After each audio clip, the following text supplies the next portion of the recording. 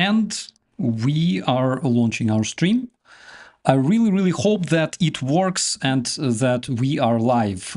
My dear friends, it's so good to see you again. My name is Operator Starsky. Apparently you know me. And today I'm joined with my good friends. They are both my really, really good friends, Sergej and Max. We have a lot of Maxes in our brigade. And you know my other Max, who is my buddy press officer. And this Max is also my buddy, and we served together, however, in different battalions. So, my friends, maybe you can introduce yourself. Sergej, let's start with you. Oh, hi, thank you. It's a huge honor to be here, to be your guest. And I came to Ukraine in 2015 to work for a German institution, for a German political foundation, Heinrich Böll Foundation. My contract ended in 2021. But after I came back to Berlin, I realized that the large war is coming. And that's how I have realized that I must stay with Ukraine. And I came back. And since 2022, me and my organization, European Resilience Initiative Center, supports Ukraine and raise donations for Ukraine, for the needs of Ukraine. We have already raised almost 2 million euro for the needs of Ukrainian units mostly. And I'm absolutely happy to say that the 4th Rubizh Brigade of the National Guard of Ukraine is one of our key partners in Ukraine, which we have supplied already with a lot of equipment. And I hope very much that we will be able to supply even more equipment to this absolutely legendary brigade. I'm so happy to be here, you guest, Andrei, Maxim, two legendary people who I very proud am being familiar with. Thank you. Thank you so much, my friend. It's a true honor to have you here, and also it's a true honor to have you, Max. Can you tell us a couple of words about yourself? Hi, everybody. Yeah, it's a big pleasure to stay together with you today. Well, it's very interesting to see you, Andre, without uniform, and just like when we are talking to you, like not just the military bodies, but in the stream. Yeah, my name is Max. I'm ex-civil guy. I'm head of government relations department of Samsung, Ukraine. At the very beginning of this war, I was planning to join a battlefield outside the country, but I have turned my car to Makarev and stay there. So I participated in the battles in Kiev. And after injury I got, I've joined Brigade Rubizh because I had a pleasure to cooperate with these guys during the battlefields in Kiev.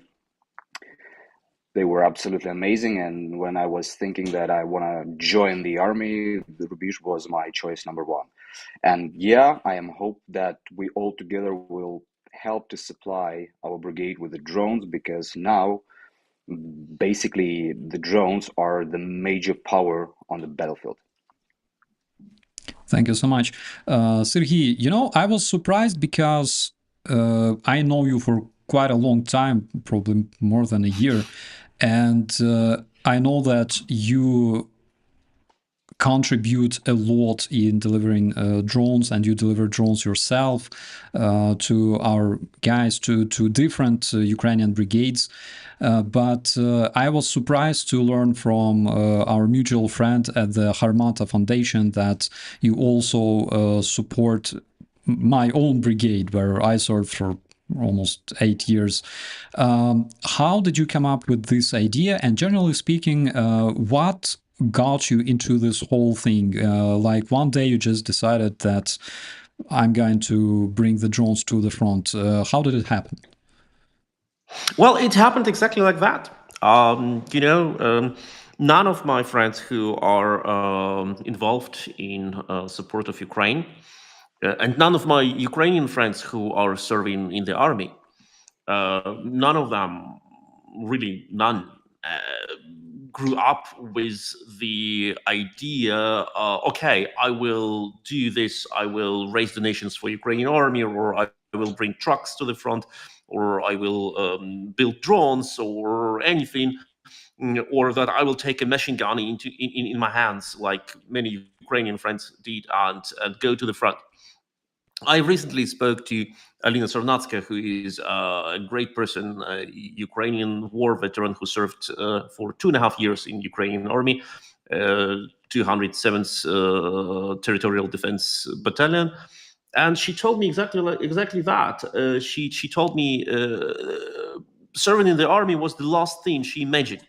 She was a 100% civilian person before. And on 5th March of 2022, she had to volunteer because Russians came to kill her and her friends and family.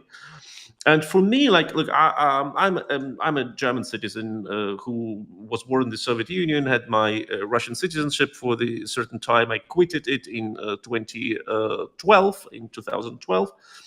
And since then, I'm only a German citizen.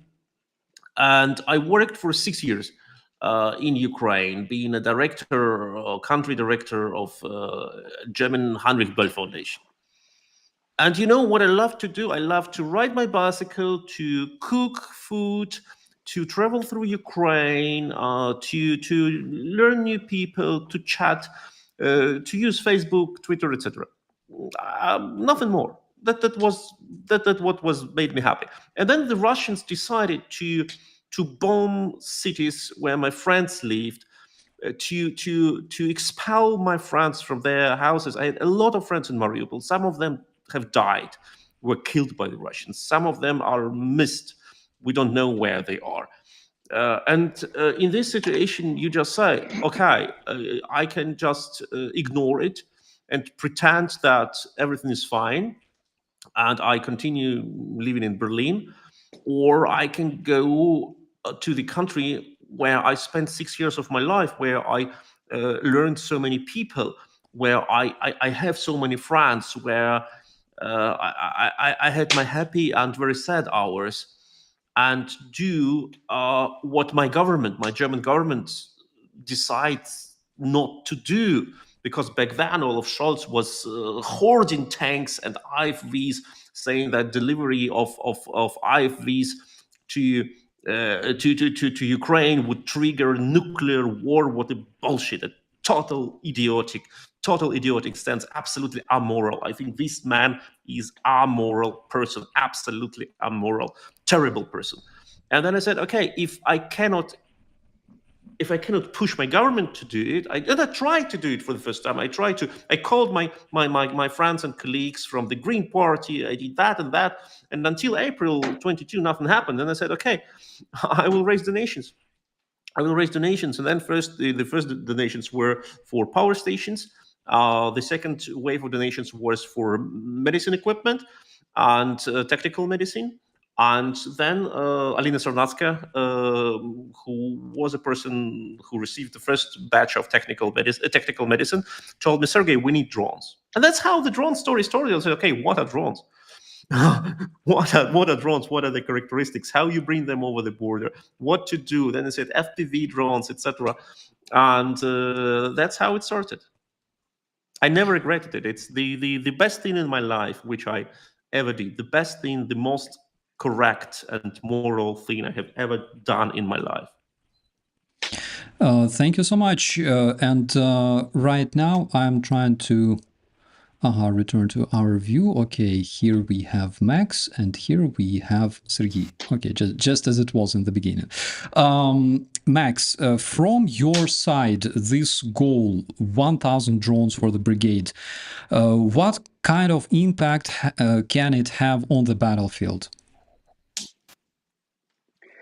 Well, 1,000 drone will allow my guys to actually survive. You know, we did very nice statistics last year when there was the moments when my units were staying in one of the directions, and we have very small quantity of drones. Basically, we were keeping them only for very, very specific missions like direction, bringing people out of the trenches, so for very specific things. And we have found that basically we had pretty big quantity of wounded people. But another deployment on other directions, I said myself that I'm doing everything that I possible in this world to find and equip my guys with drones as much as I can. And at that time, they were completely full. And guess what? My guys almost did not have cases when they were fighting with their own guns. So the FPVs kept Russians away from our positions. And as a result, we had almost 60% less wounded people.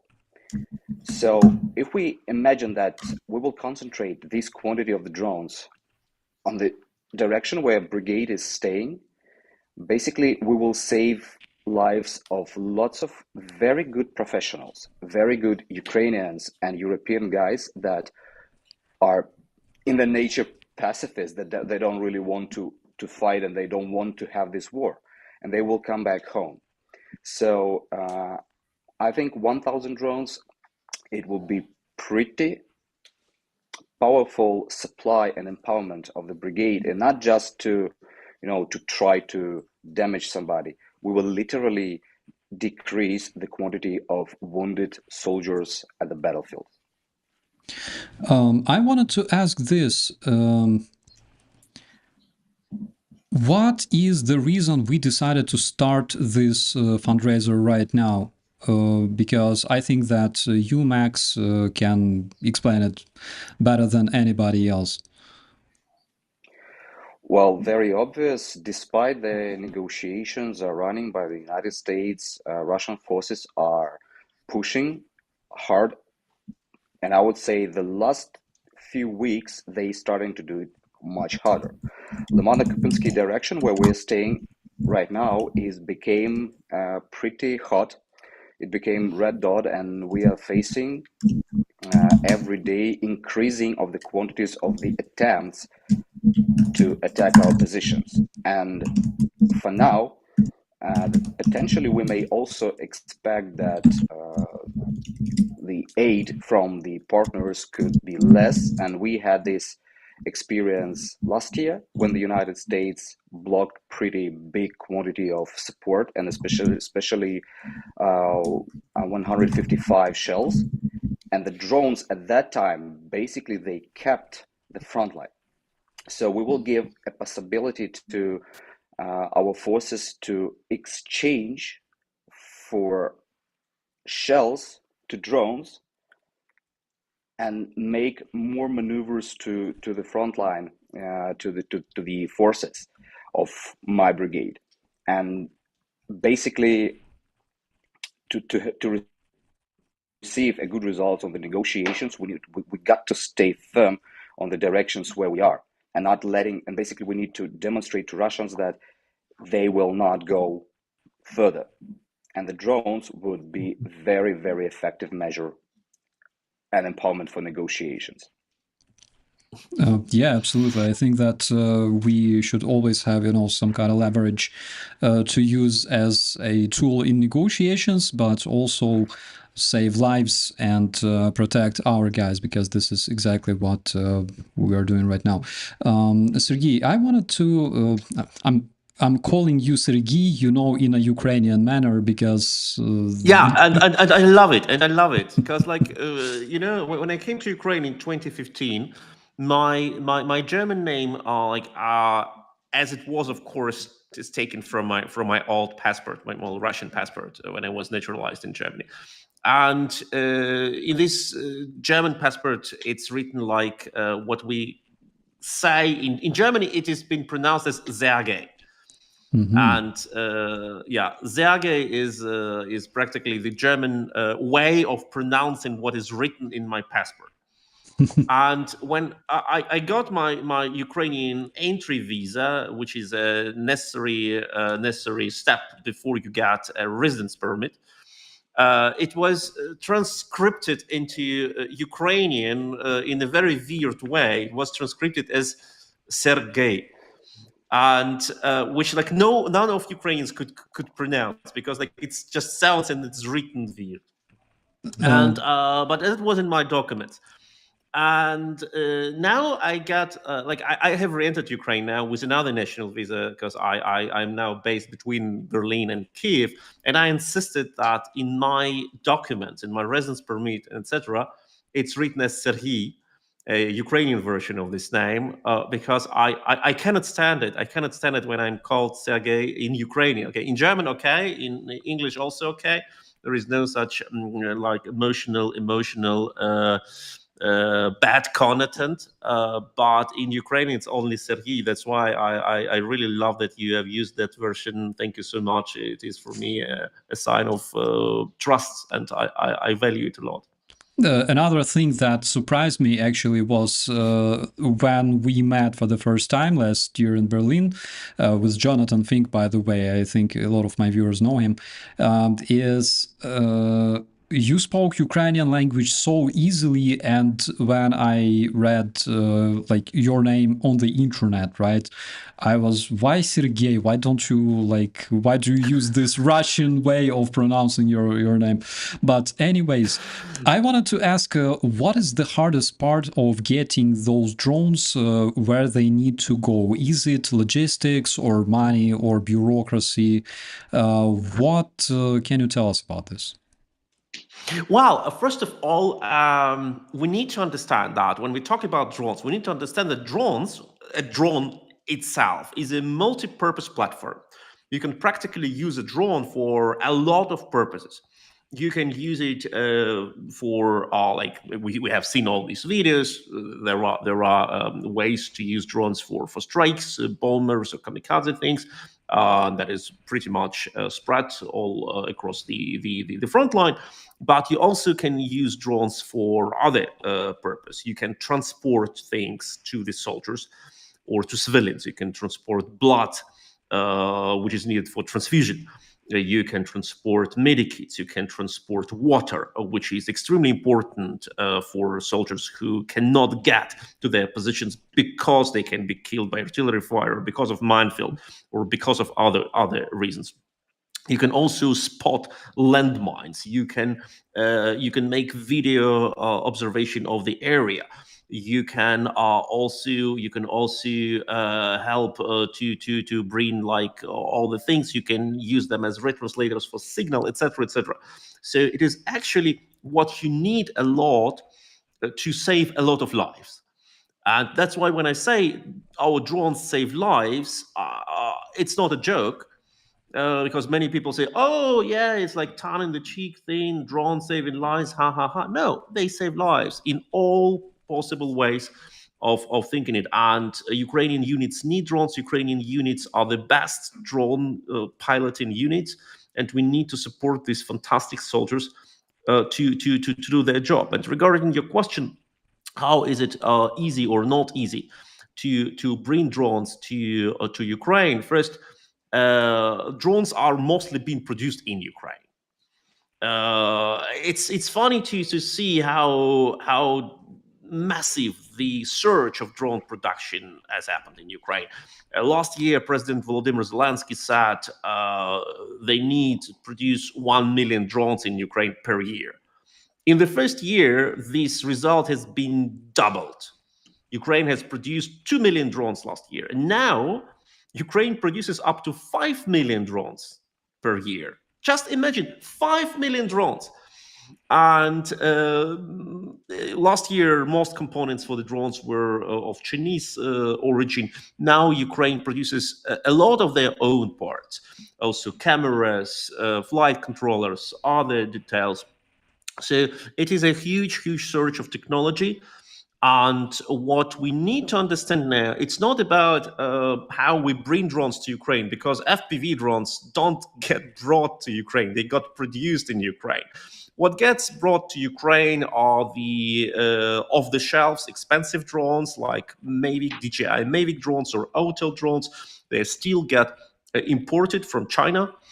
And yes, they get brought to Ukraine, but for that, there is a standard import procedure. What is important, Ukraine develops in Ukraine and produces in Ukraine.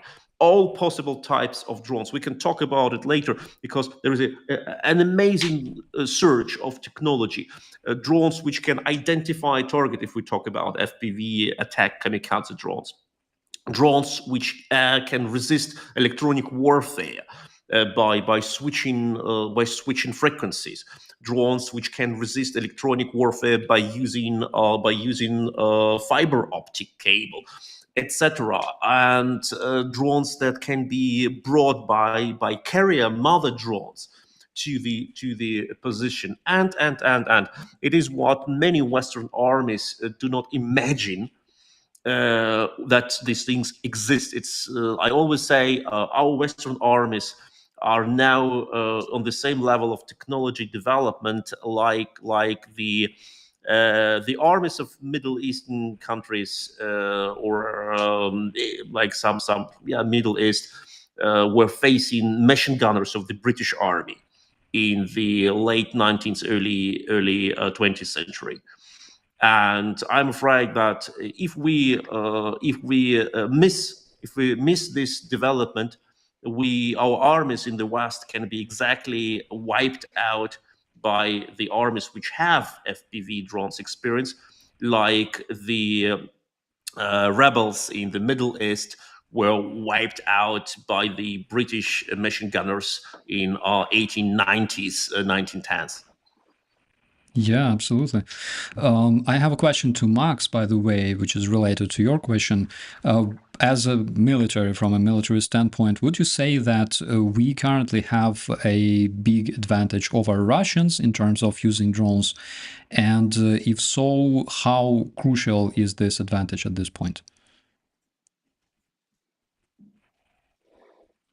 Well, I don't really think that we have a huge advantage right now, because Russia, unfortunately, is not staying at the one place. And as we believe that, it's a big rumor that Russians are bad fighters or very undeveloped. They are running pretty fast.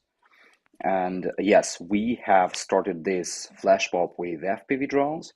However, they took it on their weaponry and they doing it pretty good. So, but what's the difference? The major difference, that what we can find out of the battlefield, the quality. We have better quality drones, and we are a little bit further in technologies that we're using. I cannot say right now all about those technologies. We are a little bit stepping ahead, but where we are losing the game is a scale. Russians are pretty fast to put those drones onto the scale. So we started this game with wired drones. Russians, they took this idea and put it on the scale. So we face them much more from their side rather than from the other side, from us. However, we started using drones more effective, because I think it would be a very big rumor, I would say, when they're saying that the FPV drones are only used for strikes. But in reality, we are using them way broader. That not only that, what was Sergej telling right now, basically what is happening in the sky, the front line, it's a robot's battlefield. So one robot's coming to our territory to correct missiles, and the other robots, the drones from the other side, from our side, is going up to destroy them. So basically, right now, what we're seeing, that it's a robotic war, where in the skies two robots are fighting one to each other. Very big percentage of identifying wounded guys, I mean locals. It means the soldiers and civil people are playing drones, because some quantity of civil population cannot go away from the city where the Russians are attacking.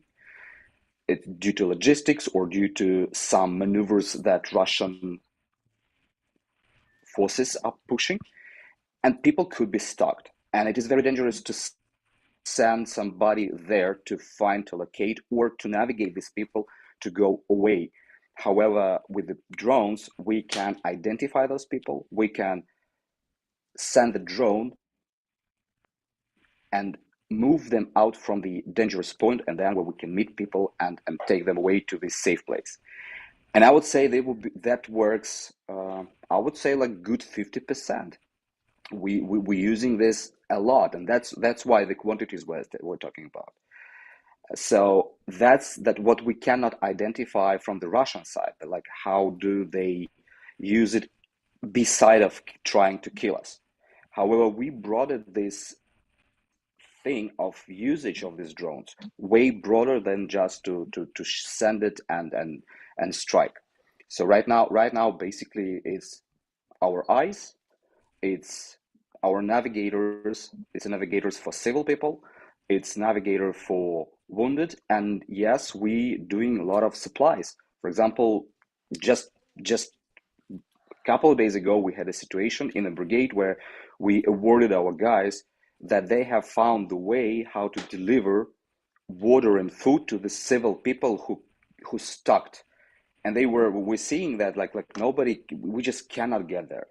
However, we need to do something with these guys because they are Ukrainians, and basically our guys from FPV team, they started to put water, some food to the drones like a bombers, and they're flying, throwing to the one spot, and civil guys understood this thing, and with the little Ukrainian flags, we marked the food, we marked the water, and we were sending for a week up until we understood how we can evacuate those people safely. So that's the usage, the example of the Ukrainian usage of the drones, because they are all different with the different capacities and capabilities. However, I would say, like, answering your question, that basically we are better in usage. However, we are struggling with the quantities. I understand. And, it's so interesting to see the generally the trends, right, in using those drones.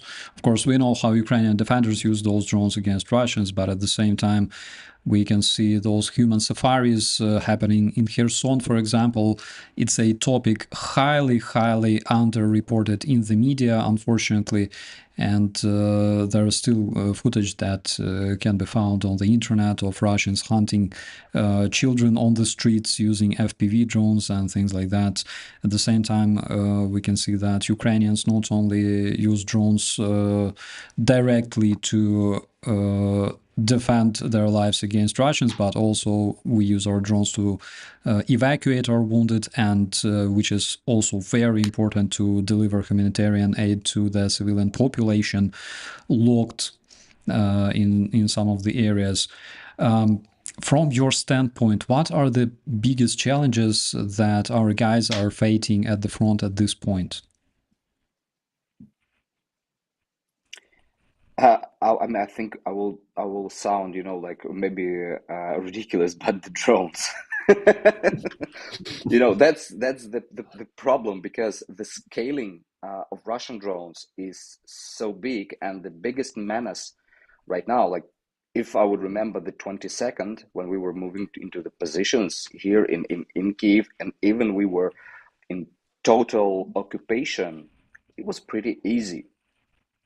I was thinking that it was nightmare, but it was pretty easy, because now we have a biggest problems to enter the positions and to take people away, and more difficult right now even to evacuate our wounded soldiers, because what they do, basically, they are trying to locate some unit or some group. They try to wound somebody, and then their drones are waiting up until some technique will come or medics will come, and then they're increasing their attacks. So the only thing that what can be done, it's anti-drone work, the jammers, and quantities of the drones that basically that they would not be able to approach, because right now, as everything is developing, the jammers are developing as well. So, like, if if when we were starting we could start flies from 5 kilometer zone, now this zone narrows. So they need to come closer because they need to have better connection or use modified wire drones, and the same as we are. And now everything is going closer and closer. So the biggest problem from from their side, when we are looking at the battlefield, that the quantity of the drones they can concentrate on the one point. And for example, Kherson is very good example, because right now people at the specific zones of the city, they just cannot walk. You cannot walk there, you cannot drive there, because they are not basically identifying who there is in the camera, whom they see. They see somebody, they fly and kill, because they have quantities and they don't really care who is in the camera. Is it the civil guy, or is it the military guy, or it's combatant? Yeah, if we're saying with the terminology of martial law. That's the biggest problem, because we are still trying to save the drones we have, despite that Ukraine in reality increased their capacity in production. So we started to receive the drones from the government, but the quantity of their drones are bigger. So we need to find the way how to supply more.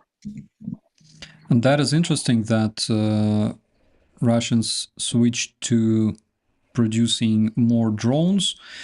On one hand, of course, looking at Ukraine's success in utilizing those drones on the battlefield, but on the other hand, literally because they're running out of shells. Can you confirm this fact that the amount of Russian shellings decreased dramatically over time, comparing to like 2022, 2023? Yes, absolutely. That's true. And they changing that for drones as well. Mm-hmm. Sergej, what was the craziest place you've been to when you were delivering those drones to Ukrainian defenders? In Donbass, maybe some other places? Well, for me personally, it was, of course, Russia. It was Suja in Kursk Oblast. Kursk Oblast of Ukraine. Kursk Oblast of Russia. That is. I think nobody in Ukraine, or most people in Ukraine, don't want to annex any part of Russia. It's not needed. Yes, historically, this area of Russia is related to Ukraine. It were Ukrainian regions which have been taken from Ukraine in 1920s, and we know that even in Belgorod, after the October Revolution, the Bolshevik Revolution, the first Belgorod Soviet authorities, they addressed the population in Ukrainian, because population was Ukrainian speaking. And city of Suja and other cities, the Rilsk in Kursk Oblast, they were all Ukrainian speaking. I remember how a former Ukrainian ambassador to Austria, Alexander Sherba, his grandmother was from the region, and he explained me once that when he visited as a child his grandmother in Rilsk, and then his grandmother brought him to the river shore and told him, look, Sashko, here on this shore, we Ukrainians live. And over the river, there are Moscows. So these are like Ukrainian lands historically, but once again, there is no need for Ukraine to annex anything. For Ukraine, it's important to defeat Russia, to demilitarize Russia, and to bring peace to Ukrainian land. But for me, as for a person who was born in Russia and who used to get in Soviet Union, but in Russian part, who used to have my Russian citizenship for a long time of my life, until 2012, as I said before, it was a very good feeling, a very happy feeling to come with Ukrainian army to the city of Suja, town of Suja, as a German citizen with Ukrainian army there, helping Ukraine to establish long-lasting, stable peace. And I think that is also one of the reasons why I do it, because it's my task to repay debts, my personal debts and debts of two of my countries, my motherland by birth, Russia, and my motherland by choice, Germany. Because both of these countries have tried to eliminate Ukrainian nation in a very basic way, pure genocide. Just kill Ukrainians and eliminate Ukrainian nation, eliminate Ukrainian culture, erase it. That's what Russia did for centuries. That's what Germany tried to do in World War II with all slave work, with all destruction of towns, with mass killing of Ukrainian people of all ethnic groups, Ukrainians, Jews, Roma people, everyone. And that's a terrible part of the history of Germany, which many in Germany prefer to ignore, saying that we had war against Russia. No, you didn't have war against Russia. This war was mostly played on the territory of nowadays Ukraine, Belarus, Baltic countries, not nowadays Russia. And that's why for me it was personally one of the strongest feelings to come to Suja and to say, okay, Sergey, you are trying to repay debts of you and your ancestors. And yes, that's it. But for those who are watching it, don't forget to donate for 1,000 drones of the 4th Brigade of the National Guard of Ukraine, Rubizh. You have links to donations in the description of this video. You can donate via PayPal, or you can donate via bank transfer. If you do via bank transfer, information for wiring is also in the description. You please add the word Rubizh for the donation, so we can identify this donation as one for Rubizh drones. And those who donate from Germany, you also may use, if you go via bank transfer, you also may add your address. And if you donate 200 euro or more, you get Spendenbescheinigung. That is important for the German donors, because only for Germany it's possible to issue the Spendenbescheinigung, a tax deduction certificate. And if you donate for Ukraine, I personally think you are entitled for that, and you need to get your money back partially. So if you want, you can donate more for Ukraine in this case. So, and thank you, Operator Starsky, for this amazing opportunity to raise donations using your stream platform. Thank you so much, my friend. And I think it's very important for other people who were born in Russia and live on the territory of Europe, and generally even those, who watch our streams from the Russian territory, which I really doubt, because they're throttling the YouTube there and stuff, trying to stop the freedom of speech there completely. But I think that it's very important for other people to hear that even people that were born in Russia, they support Ukraine, and they do amazing things like donating hundreds and thousands of drones to Ukrainian soldiers, to Ukrainian defenders, and not only drones, but also doing other initiatives, which, by the way, I wanted to ask you. I'm sorry for interrupting you. It's really an important thing, which I think I need to stress again and again. Russia is an empire. It's an imperialist construct. It was born as an empire. It acts as an empire. It lives as an empire. And I can tell you, as a person who was born there and was raised there in this ideology, it is an imperialistic ideology which only can exist by expansion and violence. And there is no duty more important now for any European than to stop Russia and to help Ukraine to win this war. There can be no negotiation, no compromise, no nothing, because you cannot compromise with an entity which was created 300 years ago in 1721 by Peter I, as an empire without clearly defined borders. The concept that Russia doesn't have borders was not developed by Putin recently in his speech. It was first developed by Russian classic poet Fyodor Tyutchev in 19th century. And before, by Peter I, de facto, the concept was the same, as the borders of empire have never been defined. And that's why I think it is one of the most important things for every supporter of Ukraine to understand, that military defeat of Russia is not only what is needed, it is what is good and moral for everyone in this world. For everyone in this world. That's why any person who wants to achieve something good in their life, they must support Ukraine, Ukrainian army, Ukrainian nation in this fight. It is moral, it is needed, it is important. I absolutely agree with you, my friend. One very important thing that you said, that this is a moral thing for all Europeans if they want security for their future generations, to ensure the security. They should help Ukraine, because they not only help Ukraine, they help themselves.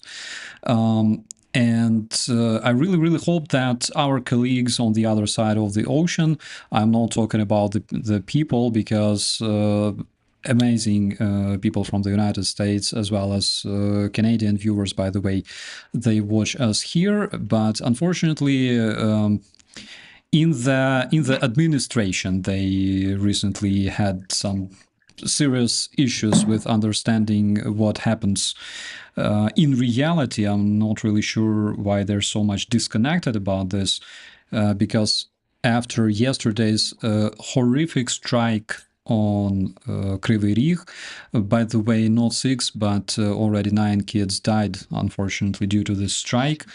And YouTube removed my community post dedicated to this, because apparently I violated some kind of policy, of which I didn't clearly. But even after this happened, the ambassador of United States to Ukraine mentioned that, yeah, she was horrified by this strike, but she blamed the strike. She didn't blame the people who committed this strike. She didn't. She blamed the crime, but she didn't blame the criminals, which is absolutely ridiculous in my opinion. You know, it just underlines the impotency that became an agenda apparently in the current administration.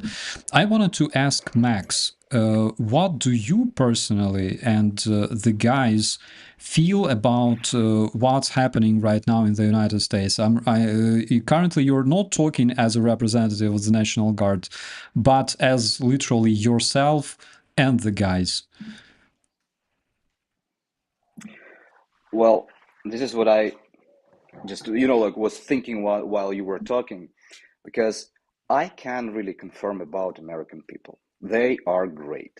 I mean, I received so much messages of support, that they were stating like, don't look at our president. We are with you. We're supporting. We're helping. And in terms of my brigade, the aid from the United States, I mean, personal from some foundations, from personal donors, increased. So people of America are really great, and they support us, and we can feel it. We have recently received some very nice goodies from the United States people. However, like, we are the soldiers. We are not having time to judge the president of the United States. We are doing our duty. We are protecting our homeland.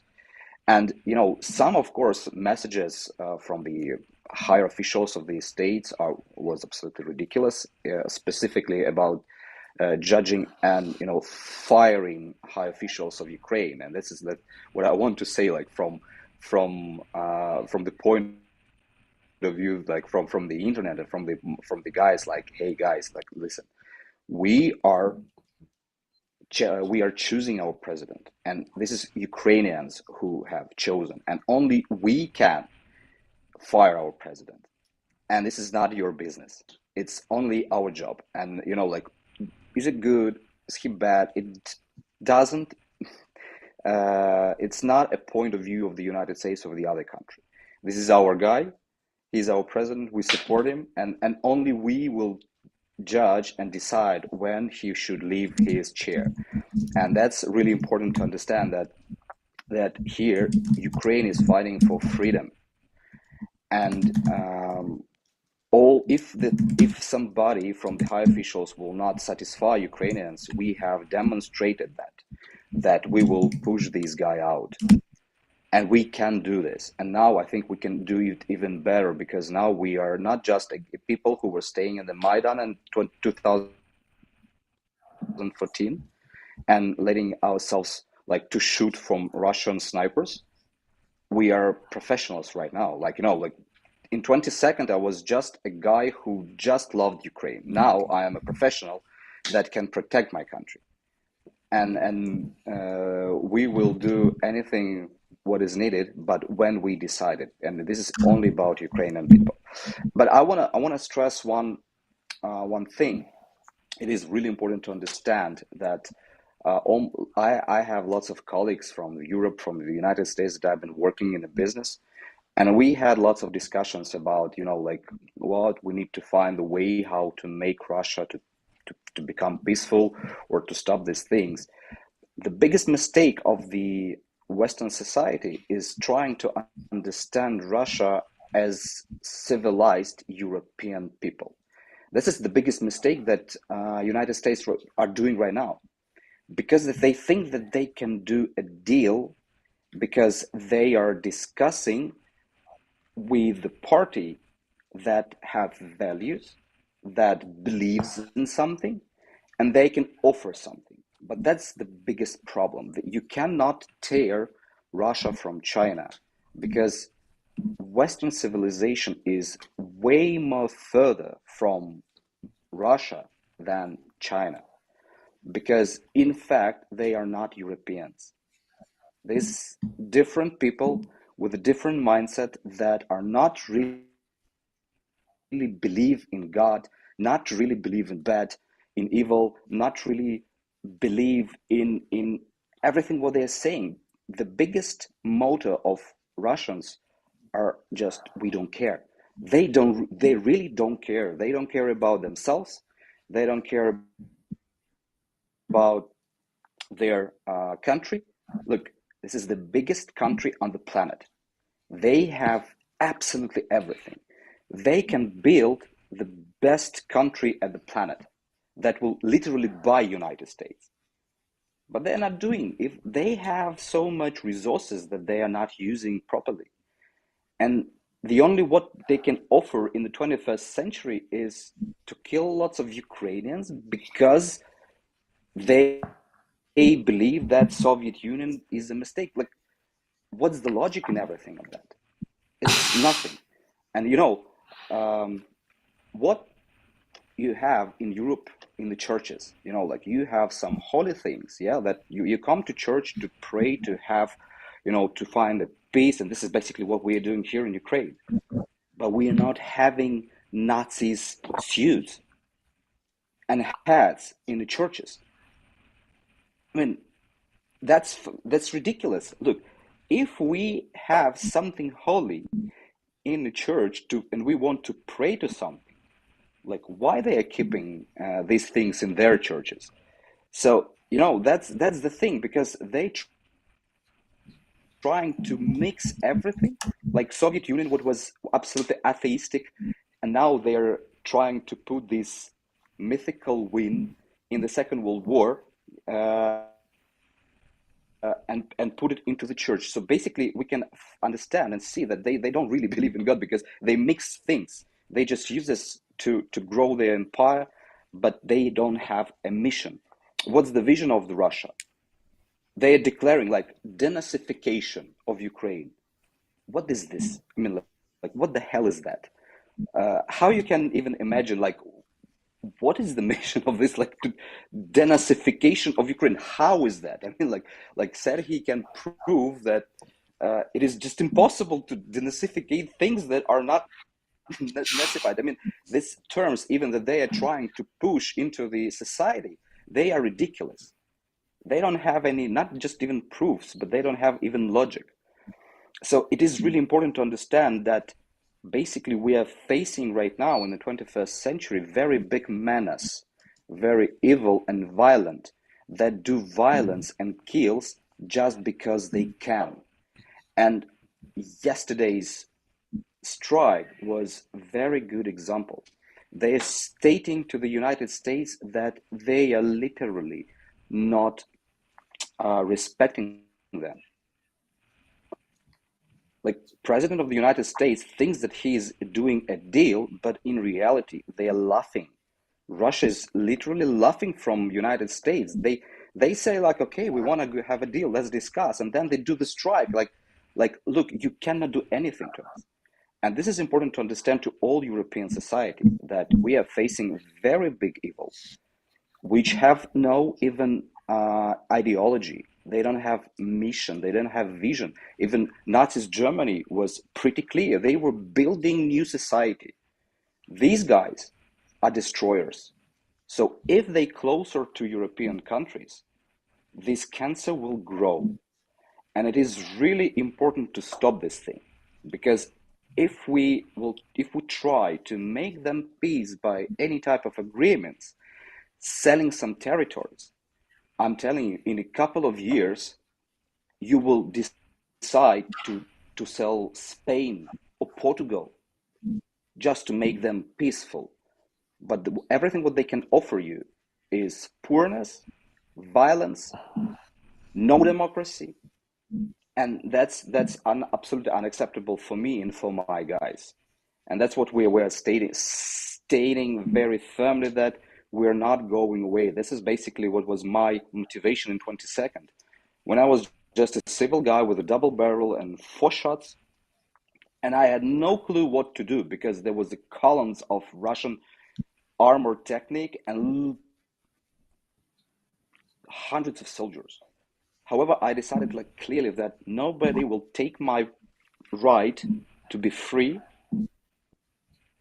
to think free, to love everything what I want, and I want, and more important right now is just like going back to the politics, freely to choose my president and fire him by the will of the country, and nobody will take it from us. And that's why we are looking at the United States like, okay, let's wait up until they open their eyes. You know, like Winston Churchill said once, very wisdom thing, that the United States will definitely once upon a time make a right decision, but first they will do a lot of wrongs.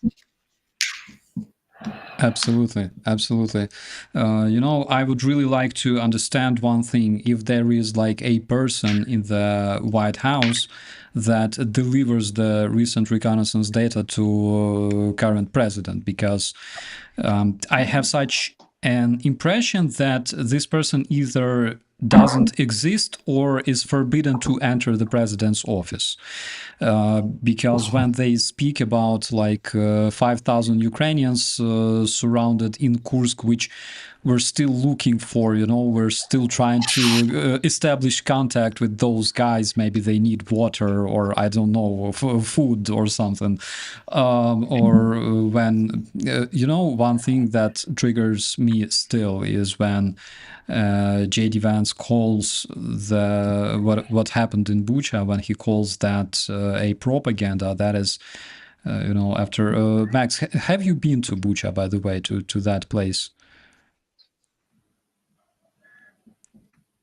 Well, yeah, in 22nd we did some recon missions there, so I was basically the witness of lots of crimes that they were doing here, but they just like came to my home, and you know, this is what I was in the biggest shock first week, I think, because I just could not believe that I've seen so many just killed people. You know, the Bucha is not only the place where they were doing crazy things. Motijan, they were killing people and hanging them in the trees. I mean, when I've seen this picture, I just didn't believe my eyes. Like really? Like how there, I mean, like on earth possible of doing something like this, especially if you're coming to free people. Andriivka, they killed just all male population of this small village. In Makariv, people were at the same like as Bucha, people were laying down the streets and the cars, and they were shot down by just Russians because they were, I don't know, moving, running, because like of course people were afraid and they were trying to escape. And for me, it was crazy shock, and there I realized that with what evilness we are actually dealing. They hate us. I mean, and I'm not saying like Ukrainians. They hate you guys, Germans, French, Canadians, United States. They literally hate you. They when they coming and putting money in your banks, they still hate you. They still believe that they needed bombs. But what's the mindset of this thing? It's ridiculous. But here, unfortunately, in Bucha was not only the one place. That's the thing. Lots of course, communication. Bucha was horrible. However, around the Bucha, there was villages just killed by Russians just because they were able to. And I'm still cannot understand how it is possible to, like, what exactly you are following. I mean, do you really want to have this population? So why do you killing them? So that's the problem of this war we are having right now in Ukraine.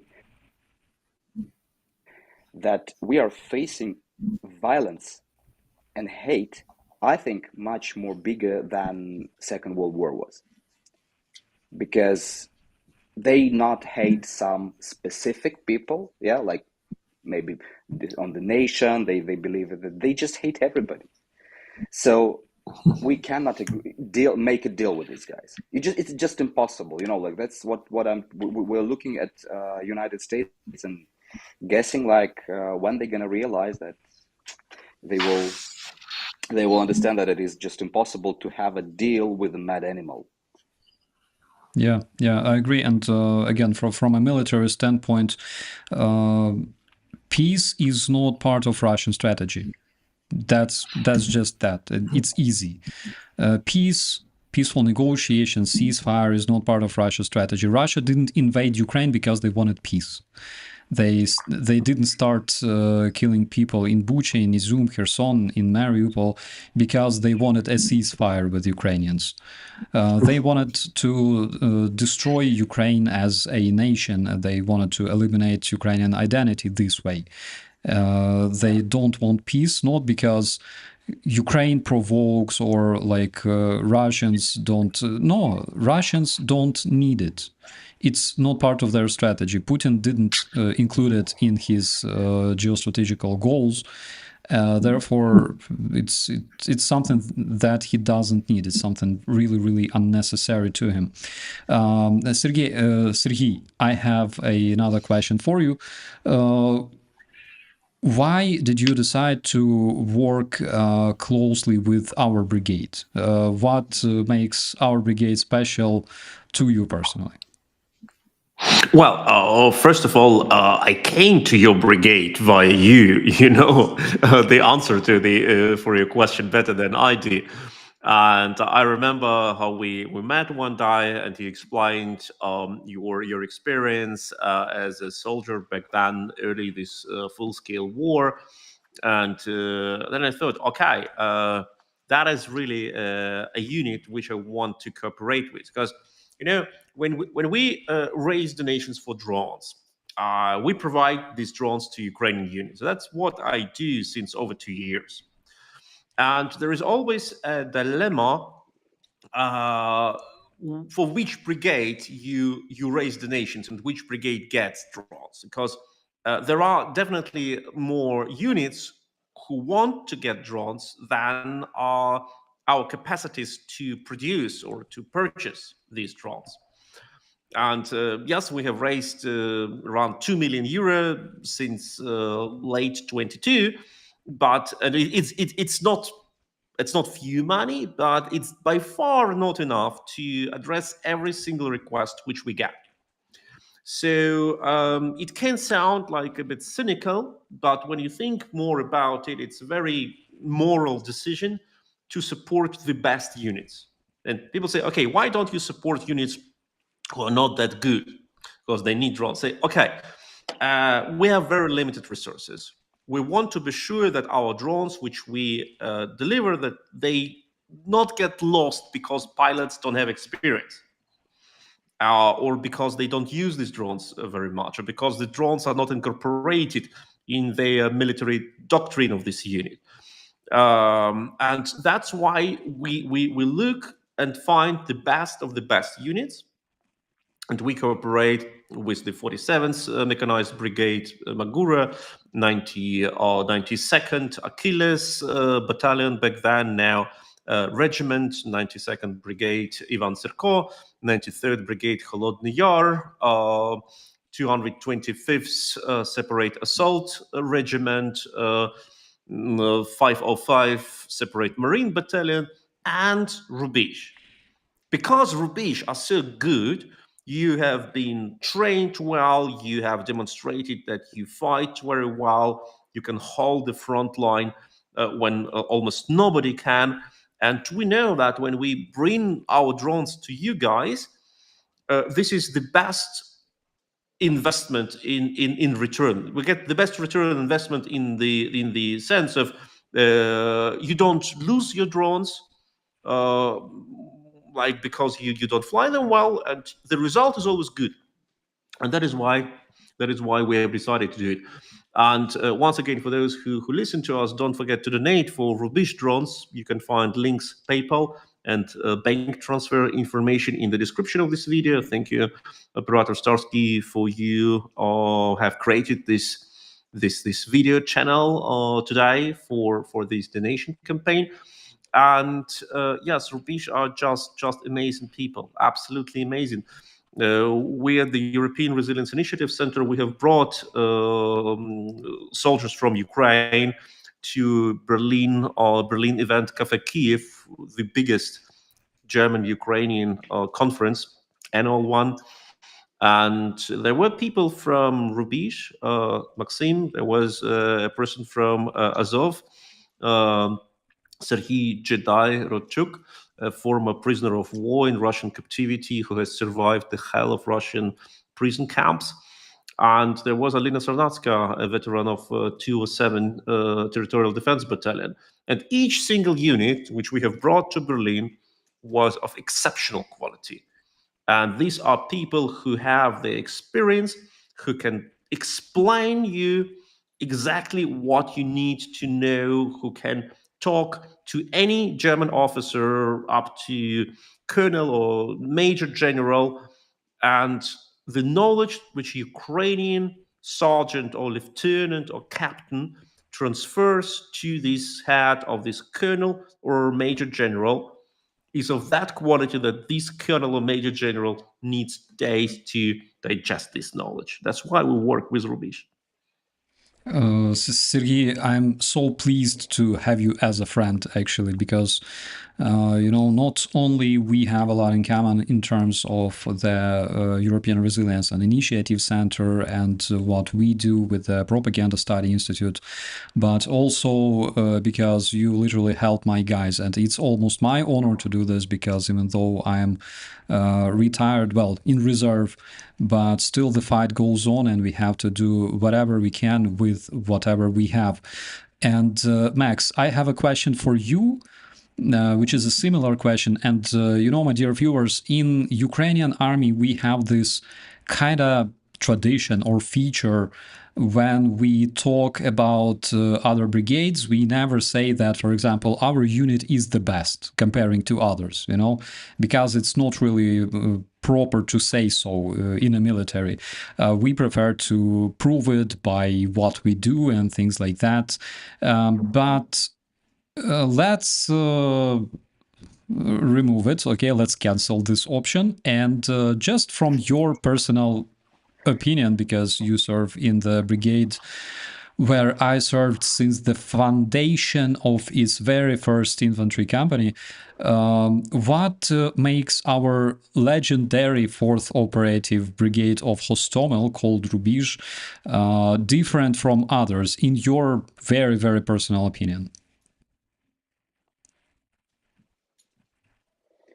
Yeah, well, first of all, I would say that's the truth, because like I'm not really happy to say that we are the best of the best, because we are fighting together, shoulder to shoulder with the other guys, and I didn't see bad brigades.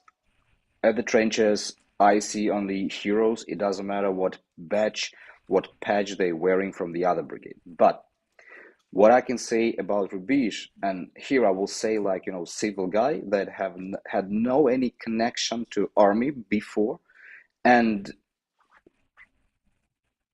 I appeared in brigade in Rubizh, and what I have found there, because I'm the guy pretty old one. I'm pretty successful in a business, and I have already certain mindset that is already, and I have vision how I do things, how I like them to set up, and all my crazy ideas about what we can do in brigade, even with creating FPV teams and etc.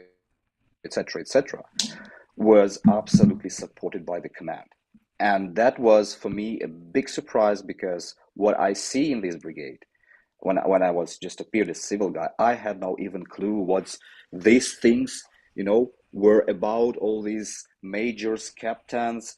I didn't know that there is, this certain subordination, that you cannot just enter to the cabinet of the commander with crazy idea and say something. But everybody was supporting me, and basically they created me and they pushed me to do more, to do as much as I can to create a result. So what I've seen within the brigade, that the leadership is pretty young, very professional, and these guys want, and then they're looking for, they hunger for technologies, they hunger for development, they have a hunger to become better. And it's not just because that the leadership is doing like this, it's starting from the middle officer, from the sergeant. They are always trying to find some solutions. Like during my working week, I can meet lots of teams. They have some ideas, they want to try something, they need help to do something, to do other things. So the ecosystem inside of the brigade is so professionally built, and all my business visions, my business experience, how to build the systems with the supplies, with the international cooperation, I just did it like in a good modern office, like I was doing in Hoffman La Roche, like I was doing in Samsung or American Chamber of Commerce. So that I was surprised completely that when I'm sharing my experience with brigade with the others, with the other guys, like, oh, we're doing this, we're practicing that, we're testing some things with the companies, we're going that, we're training our soldiers like this. Everybody in shock. They're saying like how it is possible. It's just we cannot do this what you're doing, because there are some rules, there is some subordination, though somebody doesn't want to take responsibility. I cannot say about my high leadership that they are afraid to take responsibility on themselves.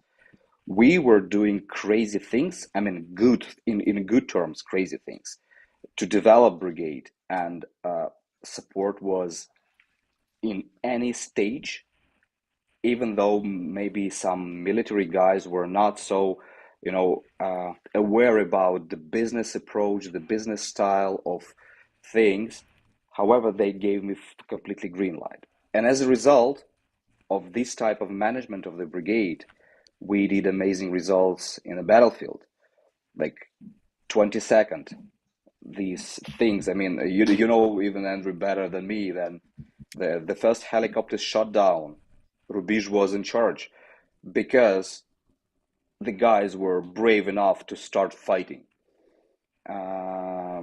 Rubizh, amazing operation.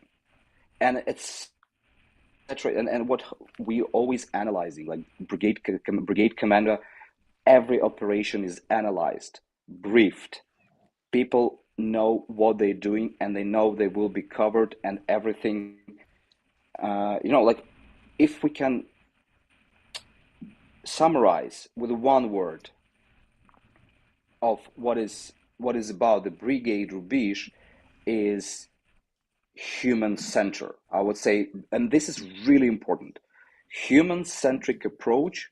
This is the key and major motto of this brigade. We are not trying to use our soldiers. We are keeping them, we are training them, and we are treating them as a professionals. And moreover, basically, maybe we are one of the few brigades that have implemented NATO standards at the battlefield in a big scale war. And we found out what was working, what was not. We have modified, adopt, and moving. And that's what is amazing about this brigade. They are moving, and we are moving, and we are adopting this war. We're not trying, to use old-fashioned things. We see, okay, drones works better. Okay, we're creating teams. Even though if we don't have official agree that we have some, some quantity of people, quantity of units settled by some form. Okay, let's try this. If this works, we then develop. So basically, brigade is really moving forward, very developing, and modern. This is what I would say. Like what I like about the brigade Rubizh, it's a modern brigade that having a human-centric approach. My dear friends and dear viewers, this is a good example of what happens when a professional from a business field goes to army and does something extremely important and useful. Unfortunately, if we're talking about the current United States administration, it's not the case. But it's possible. It's possible. Same here, by the way, because I was a civilian until 2014. Basically, I worked in the communications. We have a lot in common with Max, by the way, because we both worked in public relations, in communications, in media relations. That's our stuff. We are very, very familiar with this, and I completely agree with you that the way this brigade was built, actually, this influenced my choice as well when I was looking for a military brigade to join. I served in the Special Force Police Battalion, and I joined this brigade for several reasons. One of them was that we implemented the troops leading process that was literally snatched from our NATO colleagues. We implemented the headquarters, the staff system used in the NATO countries, and basically it worked. My biggest deployments in Svetlodarsk Bulge, 2017, 2018, 2020, those actually showed that it worked, and it worked really well. Because Russians back then, they were extremely surprised to see us there. Some of them saw us for the last time in their lives. But before we start answering questions in the chat, and dear viewers, please ask your questions there to our guests. Please ask anything you want to know. I would like to ask several more questions for you. Sergej, I know that besides volunteering, you're also running a European Resilience Initiative Center. Can you tell us more about this organization that is based in Berlin, in Germany? What do you do? Yeah, absolutely. Thank you. And first of all, I want to totally agree to what Maxim has just said. The Ukrainian army is extremely innovative, creative, and acts like a startup, which actually is, because the most professional soldiers, unfortunately, who were in the Ukrainian army during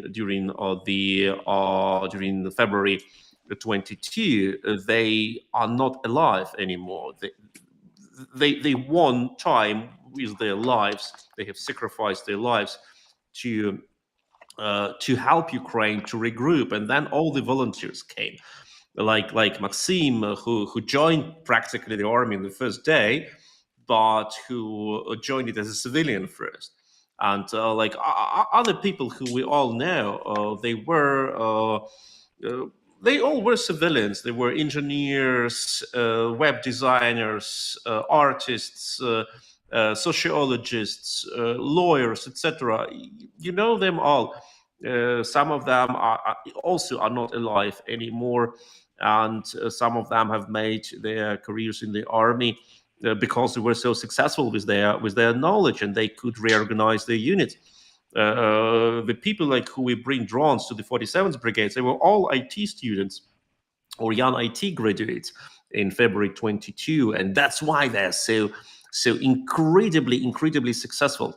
And I always tell my German colleagues, look, if our job, when they ask me, can we implement Ukrainian experience in drones warfare in Germany? I say theoretically yes, on the level of, let me say, using of drones in combined warfare. Yes, of course, that's what we need to do.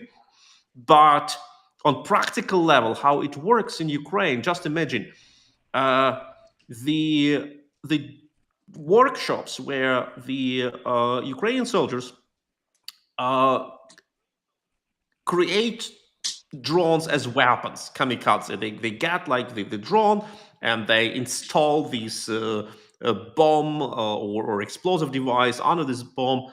They are mostly all IEDs, improvised explosive devices. They have their 3D printers which print it, or they use RPG grenades and then install this explosive initiation plates, and. I would say that is forbidden in Germany. It's not forbidden. It's like it's a criminal offense if a soldier in Germany would ever come to idea to produce own-produced explosive device, to use it in combination with unlicensed drone flying like unmanned aerial vehicle. He will be arrested within 1 hour because his own comrades will call the military police, and he will get several years in jail for producing unlicensed, not certified types of weapons. But that's how Ukrainian army survives, and that's how the Ukrainian soldiers who raise the nations, they do it in their private time. They publish videos, they make calls, they cooperate with charities, they run their bank accounts where they accumulate money and buy parts, etc.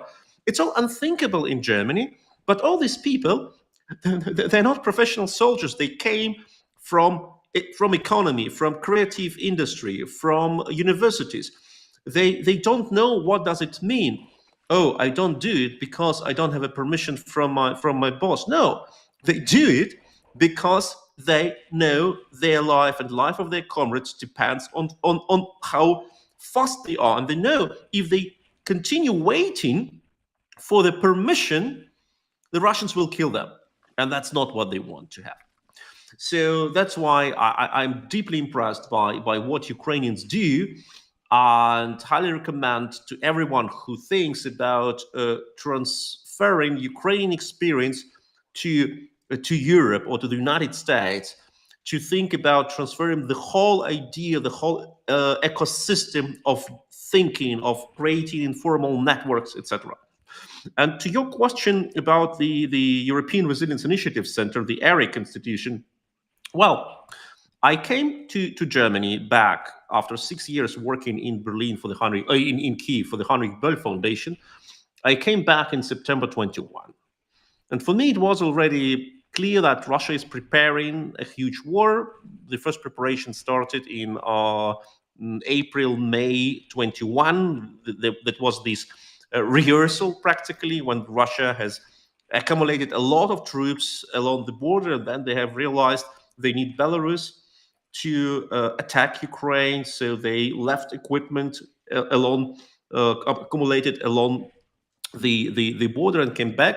So I started to prepare what I thought is needed to mobilize Germany's political elite for support of Ukraine. And I started to run circles around my friends from the Green Party, this person, another person, this deputy, another deputy, and the Greens have just entered the government in Germany, the so-called traffic light coalition. And then I realized it doesn't work.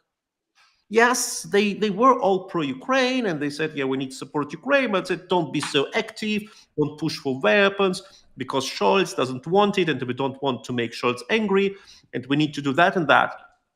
And somewhere in summer 22, when I saw with shock how Germany back then sticks into speeches and talks about Zeitenwende, the epochal change, but no Leopards, no Marder IFVs, then maybe some artillery pieces, but not that much, please.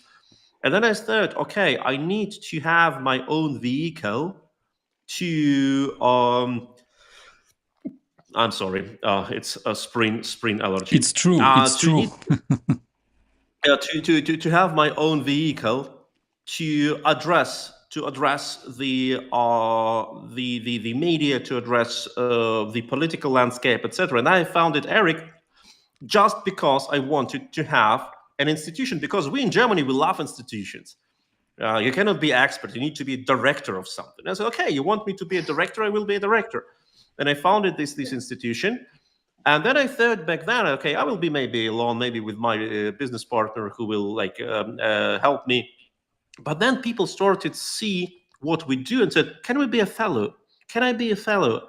Can I cooperate with you? I want to write an article for you. I want to have that and that and that.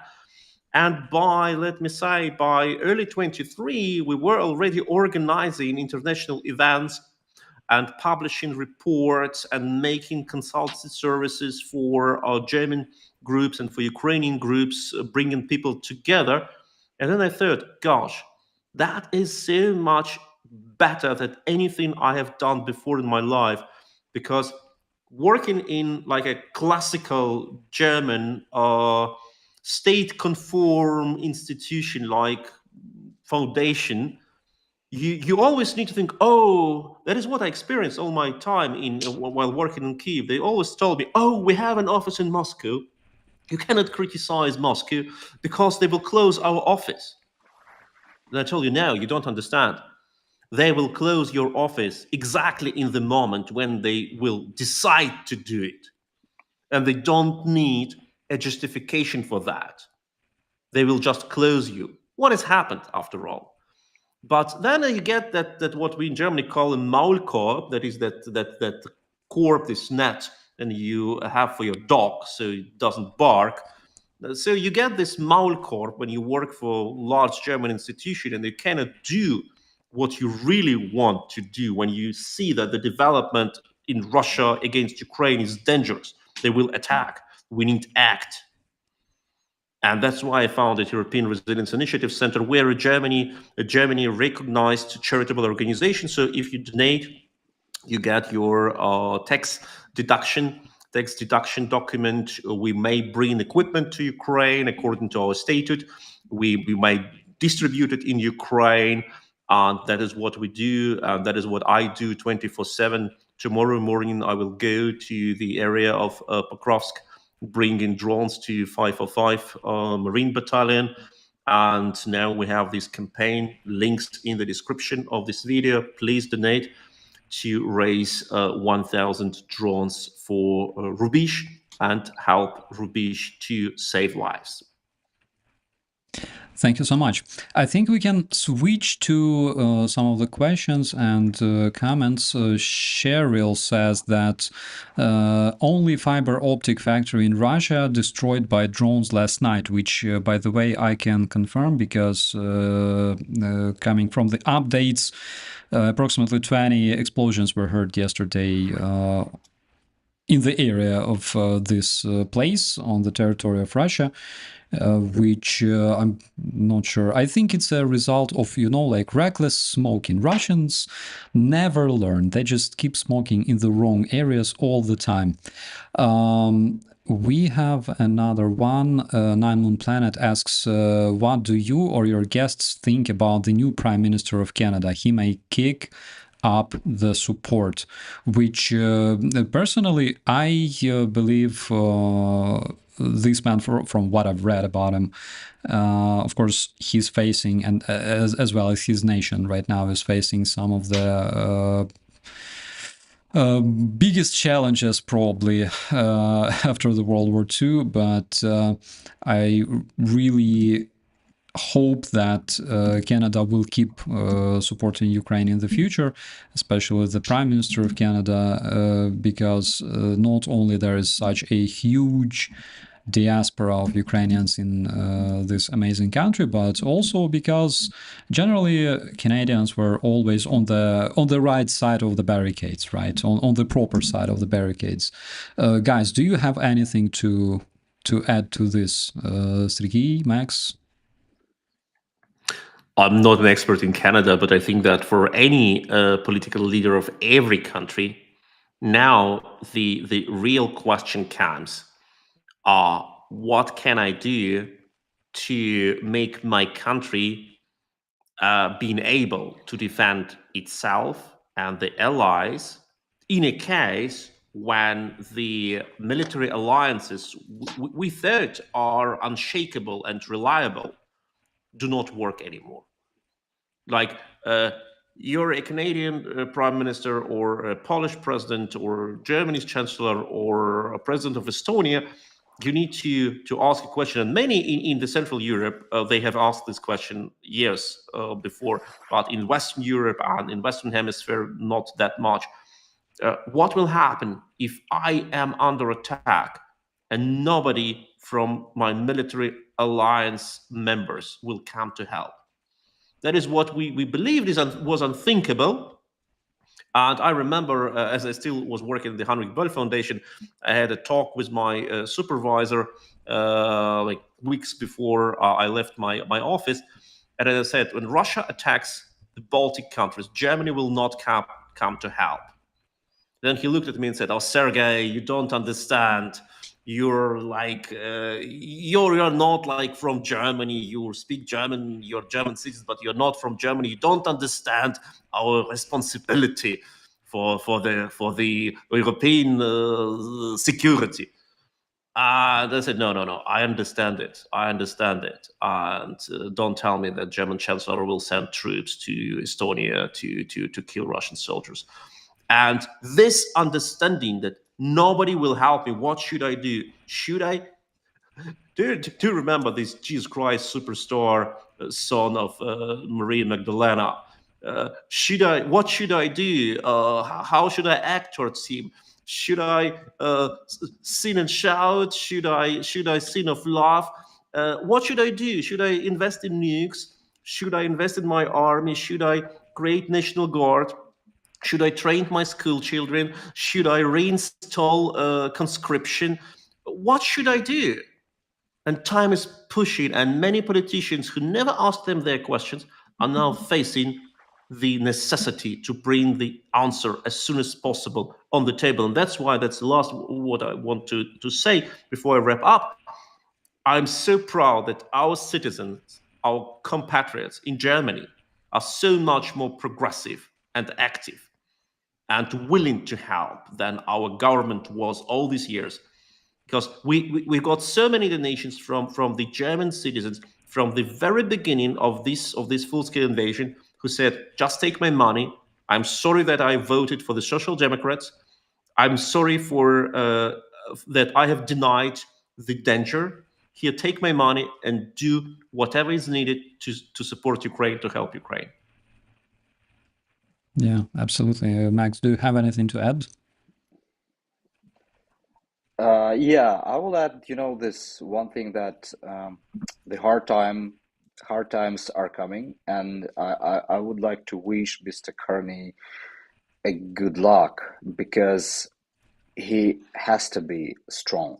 He has to be a strong leader because I personally believe in Canada, and Canada was always supporting Ukraine despite who will be the leader. However, right now Canada is got to think about how to become on their own, because that the big change in this installed ecosystem that was built after Second World War is changing, and Canada should be strong. And I believe in this guy. Everything what I've read is that he's tough, and I think like it is hard to predict anything what will happen next, because the horizon of planning nowadays are 3 hours ahead.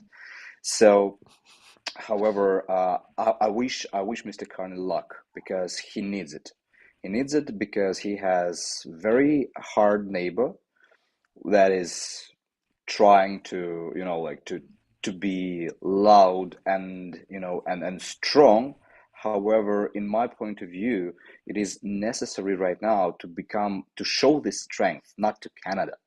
It is important to show this strength to the other camp, because they need to build in alliances. That will be the biggest strength of the Western civilization, where I think that Ukraine is a big part, because right now we are the army of European Union. We are the guys who are protecting European Union and the values. So I wish him luck, and I think he will be wise enough to find the way how to settle these things with United States and still directing Canada to prosperity and development. So this is the only thing. Good luck, Mr. Carney. Absolutely. I will join this wish on your behalf. Not only Canada will need luck, but all other countries that are now facing the tariff war, and especially those poor penguins that live on those two tiny islands in the in the ocean. Unfortunately, there's nobody to speak for them, because they will also have to now face those tariff wars. No idea how it will end for them, but I really, really hope that nothing bad will happen, because they're penguins, right? They don't care. So we have another question. As Ukraine is manufacturing most drones, what components are the most needed? There is manufacturing capacity in the West, which could reduce bottlenecks. And I think that you guys, you both can answer this question. Sergej, let's start with you. Well, practically, the drone is something which, by its design, should not be able to fly. It's a flying iron. It doesn't have any aerodynamic. It is heavy. Like a battery on the top is 2 kilogram, and like it's unstable. And there are these small rotors which are rotating. And when you stay next to the drone, you feel the whole pressure of the air, because these rotors are so powerful. They push so much air to let this non-aerodynamic terrible thing to fly. And practically drone consists out of several very simple components.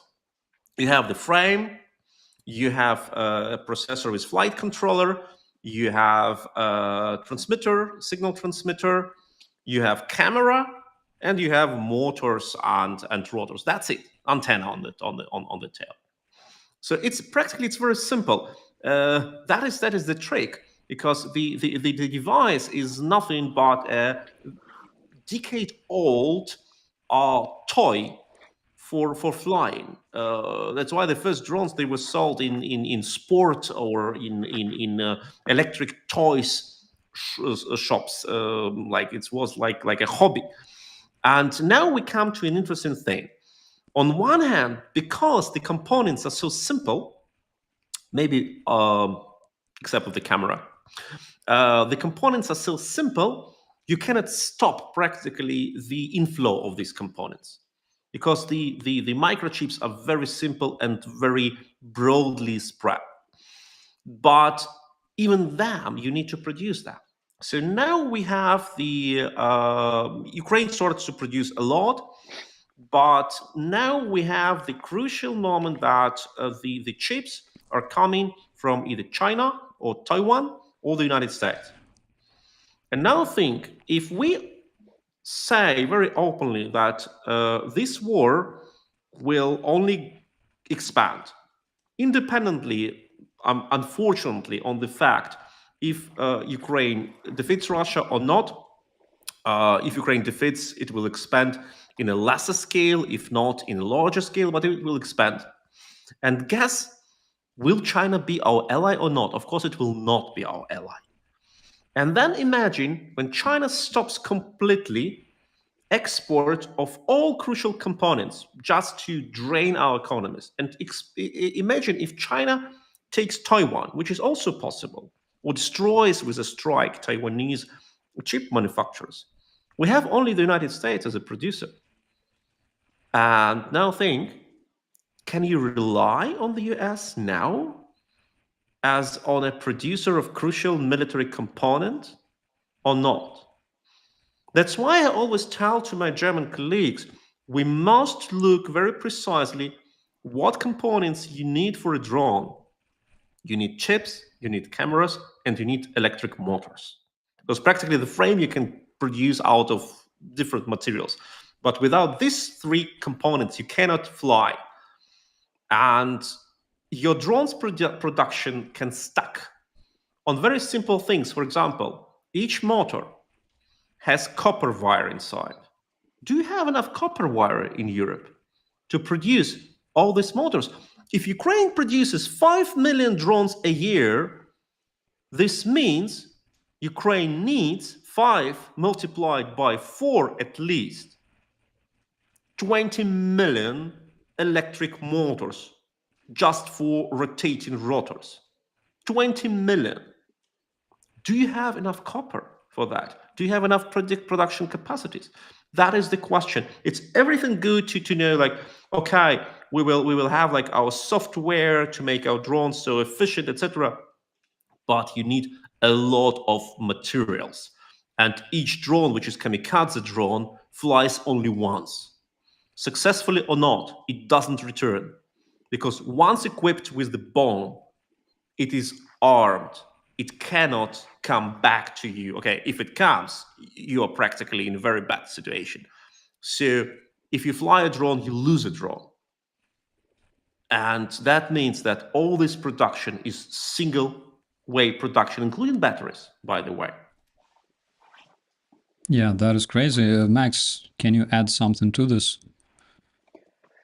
Yeah, thing is, the key of the successful drone manufacturing is basically changing China's suppliers to Europeans, Americans, doesn't matter, but reliable partners.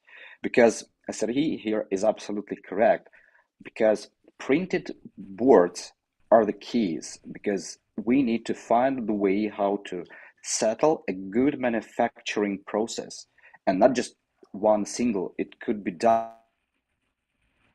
in lots of countries, but we need to start doing this. It is really important to have possibility to produce motors, to produce chips, to produce printed boards, controllers and cameras on the ground in Europe, in the States, in Canada. I mean, in the camp of Western civilization, because once the war scaling, China is not going to be our friend, and that's obvious, and we can see it, and it's not very covered, yeah, because we are facing Northern Korean soldiers in the battlefield, and this is only the start. So I would say it is really important, because Ukraine right now is working on that. We had already practiced to use 100% manufactured drone in Ukraine. However, it is so small quantities that we are having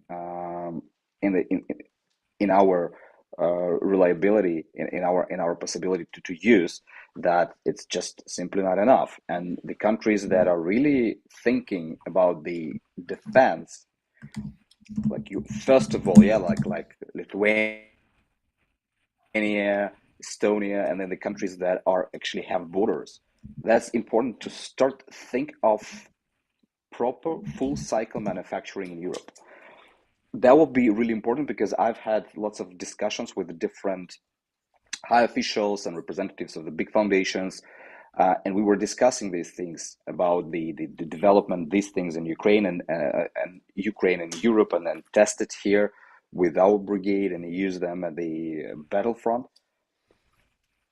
It is very big cycle with pretty not difficult manufacturing process, because we have managed to do it in Ukraine, and I believe that scaling it in Europe it will be possible. But it is crucial, because if the war scales, what your soldiers will face, there will be the Russian drones fully equipped by Chinese parts.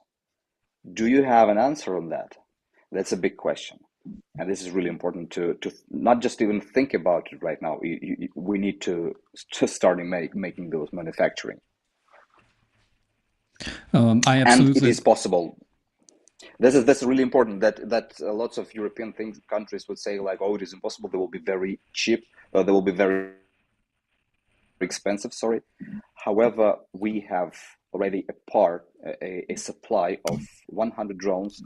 100% done in Ukraine, starting from frame, ending up with the camera. It is a little bit more expensive that we can find from the Chinese part drones, but it's not very big quantity, not very big amount of money change. So it is really possible. Yeah, absolutely.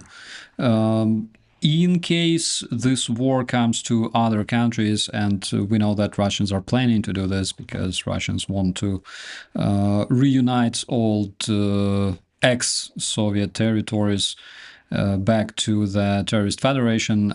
If this war comes to other countries, this is something that people should be prepared, because most probably they won't see such artillery barrages as we have seen in 2022 and 23, but they will see massive drone attacks, and they will see a lot of sabotage and, of course, informational warfare happening in their countries shortly before this war even starts.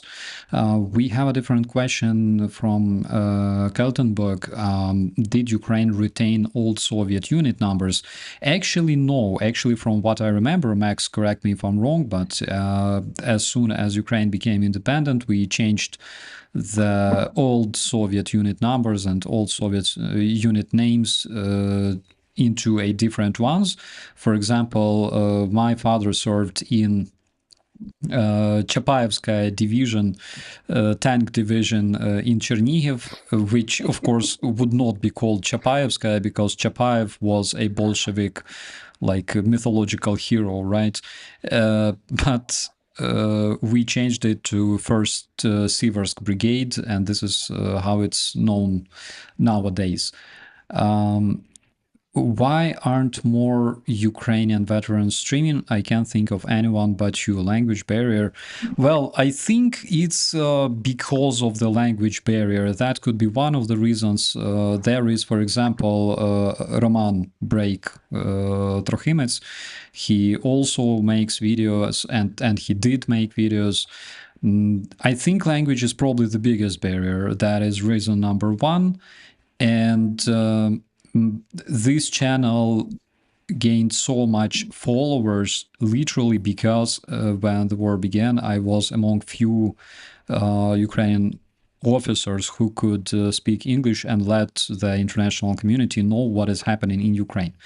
Not because my channel was so good, not because I was making amazing videos. No, it's literally because of language, and because this channel was among the few sources of information coming from Ukraine. I'm really happy that nowadays we have a lot of them. But another reason why not many Ukrainian military are blogging nowadays is probably because there are press officers, and it's up to the command to decide or to assign a press officer who can do this like internationally. Generally speaking, again, why army is different from a civilian organization is because in civilian organization you have full freedom, right? In the army there are specially assigned people, people who do things in this or that field. If there is an English-speaking press officer in the headquarters of the National Guard, for example, he can stream and make videos speaking English. This is his thing. Or, for example, if it's an officer in the International Department, the Department of the International Relations of the National Guard or Armed Forces of Ukraine, this is their thing. So even from this standpoint, it wasn't really correct for me as a press officer of a 4th Operative Brigade to stream internationally and talk about what happens in Ukraine on a global scale. So just so you, to share a small secret with you, I asked the command of the National Guard if I can do that, and they said, well, you are an experienced press officer, you can do that, whatever you think is okay. Even from this standpoint, to me personally, it's a great case of communication within the National Guard, which is so progressive comparing to other, and not really good to compare to others, but even comparing to others, it's a good case of communication within a military force in Ukraine. I think you don't see that often. We have another interesting question for you, Max. Sarah wants to know, I'd like to know more about Maxim's background. What is his business? Max, can you tell us a bit more about yourself in detail?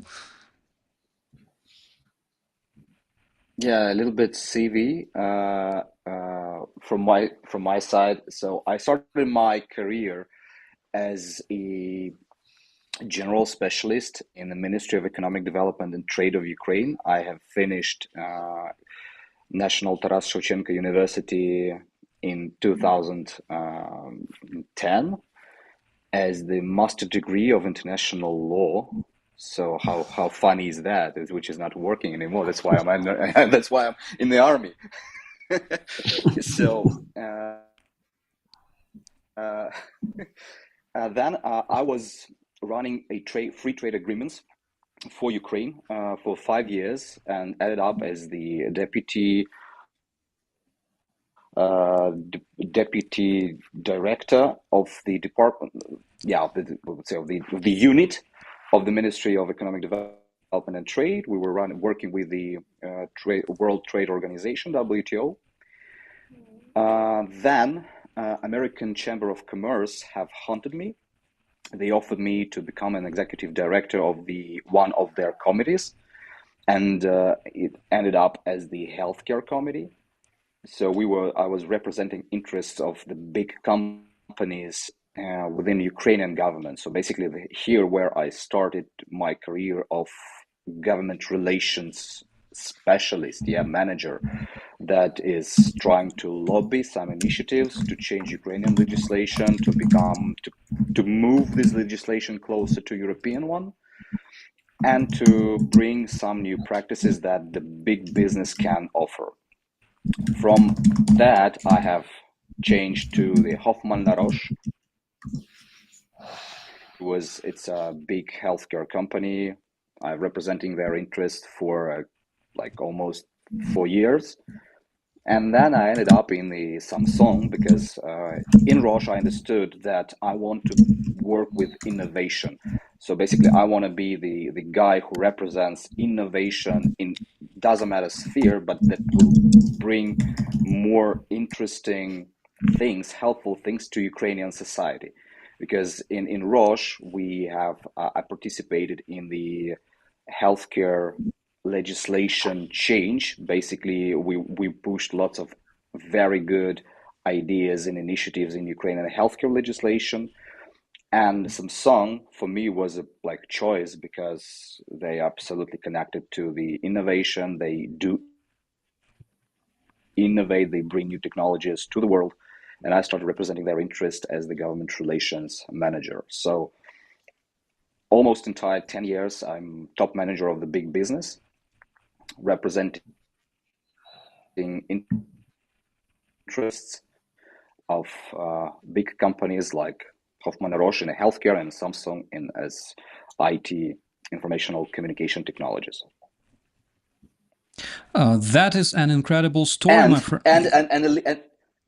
Yeah, sorry, and the little thing, you know, when I was joining the army, and my wife said, like, yeah, but remember, you told that you're gonna work only in the companies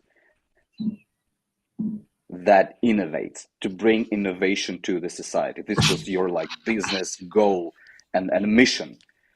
And how surprised I was about the brigade, that basically the one who likes innovations and they're very open to innovations. And we were one of the earliest ones in the National Guard that's starting to fly with the drones, to use them massively.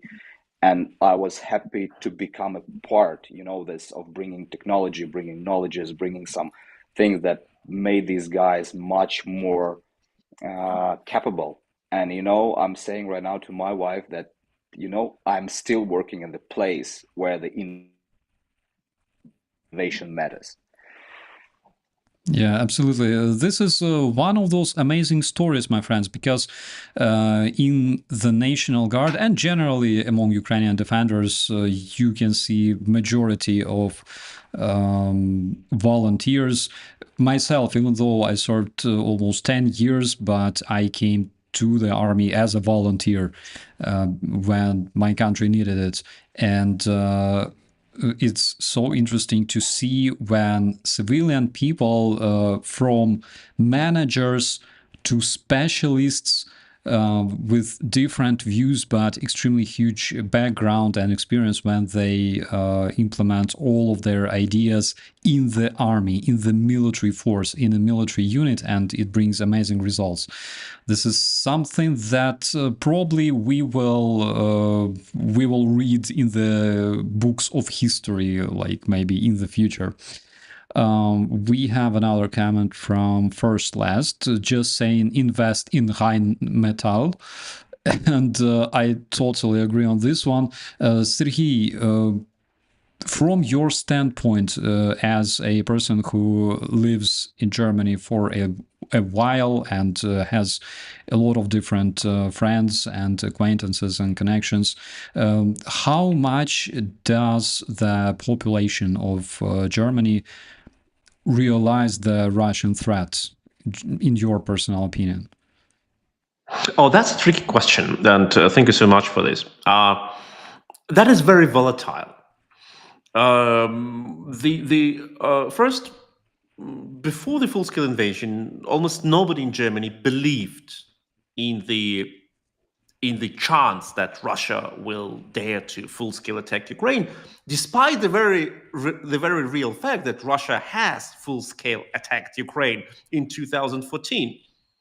First annexing Crimea, then using like terrorist groups and special operation groups in Donetsk and Luhansk, and then sending troops, like real troops, over the border. And we remember there were Russian soldiers from the airborne brigades being captured as prisoners of war in Ukraine in 2014.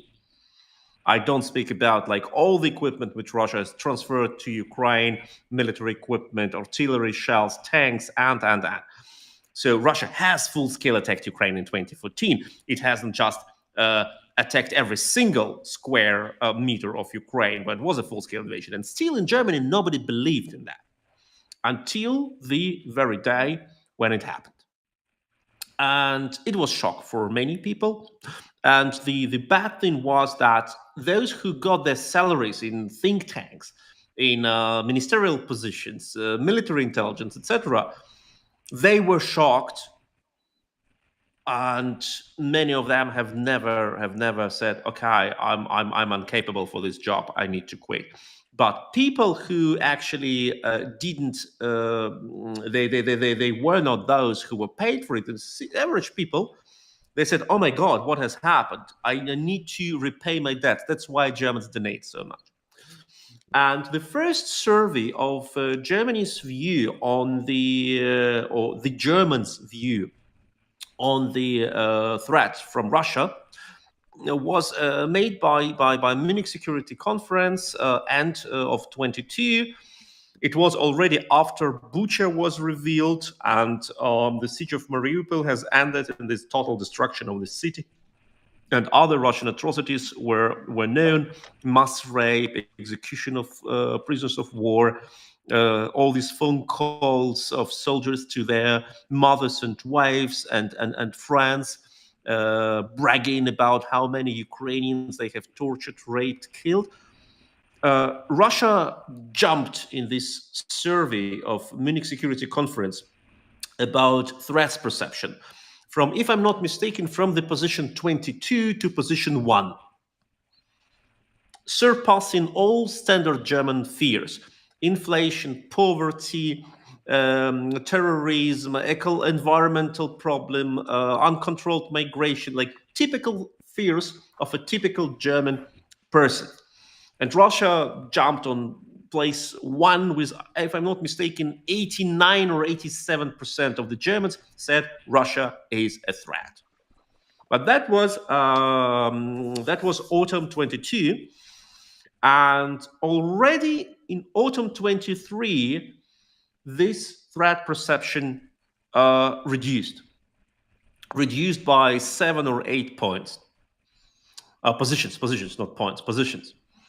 And that was, I think, the result of this lullabying policy of Chancellor Scholz. And you're saying, yeah, like now there is nothing new in the East Front. The front line has stuck, no development. The Ukrainian Kherson offensive or summer offensive has failed. We need to talk again. And from that time, there was a clear division between those Germans who were absolutely pro-Ukrainian and said more weapons, more ammunition, send Taurus for God's sake, and those who said it is impossible to win this war, let us start negotiation, which practically we can divide it into groups. One group, they just want Russia to win, but they don't. They are afraid to say so openly. And another group are just naive, brainwashed people who really believe that every single war in the world can end with a negotiation. Okay, imagine you negotiate with Adolf Hitler or Heinrich Himmler and say, wow, maybe you kill Jews in Auschwitz, not every day, but just 2 days per week. And we set some sort of a benchmark. You may not kill more than 1,000 Jews a week, but 1,000 is a reasonable compromise. It is in alliance with Germany's security interest. Or maybe you don't take the whole Poland, just several regions, etc. Bullshit. So now we know that in the service of the German people, we have about 70% who say we need to support Ukraine. From this 70%, you have about 50% points who says as we support now, and 25 who say, or 20 who say we need support more. But not every single person of this group says, and I think Russia is a danger for me. Because people used to believe in NATO, Russia will not dare, they don't go that far, etc. I think that one thing in Trump's victory and these weird actions, which can be seen as good, is that people stop thinking their security is granted. Russia will not attack us because we have America, we have NATO, they will protect us. No, Trump will not protect you. And I think that is a good thing, because with Biden administration, there was this illusion that the US will go full in against Russia if Russia, let me say, dares to do something in the Baltic countries. I don't believe so. I think Biden's goal was never to militarily defeat Russia. It was maybe not to let Russia win too much, but never to militarily defeat Russia. Okay, Trump's goal is obviously to let Russia win, which is many steps forward. But Biden's goal was never to make Ukraine win. And but in Germany, there was this illusion that America under Biden or under Harris will go full in if we got attacked. No, they won't. And now the sovereign time has arrived, and the question is our lever strong enough after these years and years of drinking unlimitedly from this beer tap of illusion? We are safe and secured, and can we regain our athletic form as European countries as fast as possible? Because we are now in pretty bad situation. We are alone against Russia. Our only ally is Ukraine, a very strong ally, I need to say. But what will happen if China will start to openly harass us? Not just cable cutting, but real harassing, sabotage actions, seizing our vessels, etc. And what will happen if that development which we see, which we witness in the US, will go further? If the autocratic tendencies in the Trump administration will only grow. We have seen it in Russia, we have seen it in Germany back then, we have seen many countries in Hungary, etc. What if the insanity of this development will grow up that much? And we have seen already a lot of insane things, which we thought it's not possible. It's possible now. And some groups, at least in the US, will act hostilely against Europe. What will we do? Will we be able to survive? I'm not sure.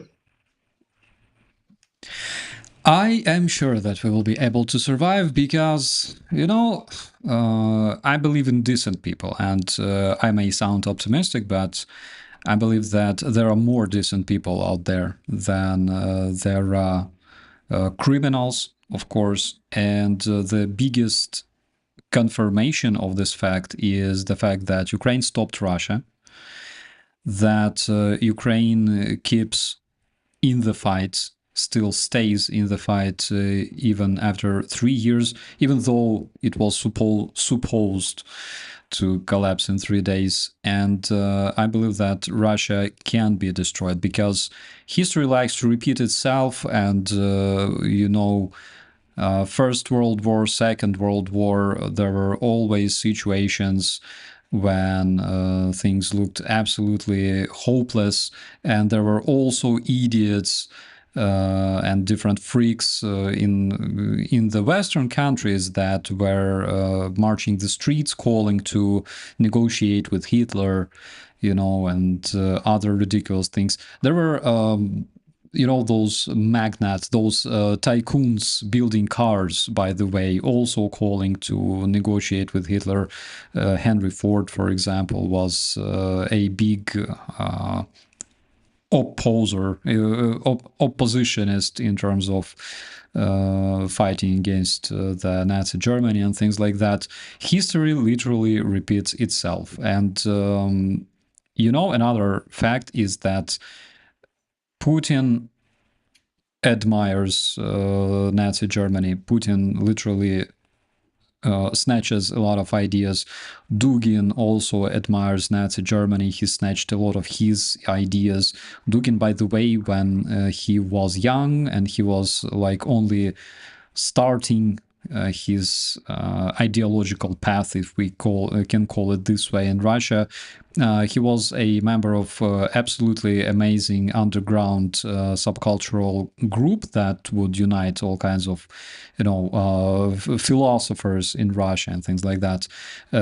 Amazing group called Black Order of SS. Actually, Dugin's father was in Gruga Shah. He was an officer, that is according to rumors, and he had access to the archives of the KGB, and he would spend literally days reading the works and memoirs of Nazi Germans. So they snatched a lot of Nazi ideas for their fascist war in Ukraine.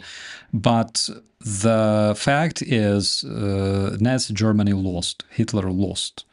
And what they do now is they're snatching the ideas that were used by losers. They endorse the side that lost the war. So even from this standpoint, we can easily see how it will end. But unfortunately, of course, it will take a lot of time, effort, blood, and tears and sweat.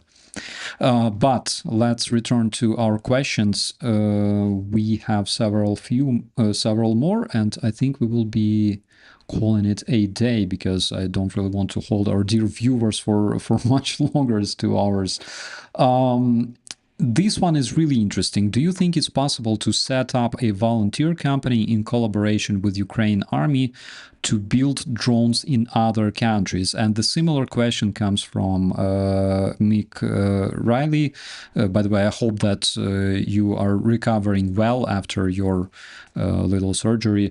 Maybe a good idea US to farm, maybe good idea for us to farm 3D printing to people at home with the time on their hands. So basically, if there is somebody with a 3D printer at home, if those people can be united into some sort of a network to literally build parts for the drones when they have spare time, does it look realistic and logical? And if yes or no, please explain this. Max, maybe you can do it. Yes, I can do it. Why I'm laughing? Because, like this is about the innovation. A thing is that in Ukraine, starting from the 2022, we have 3D print army.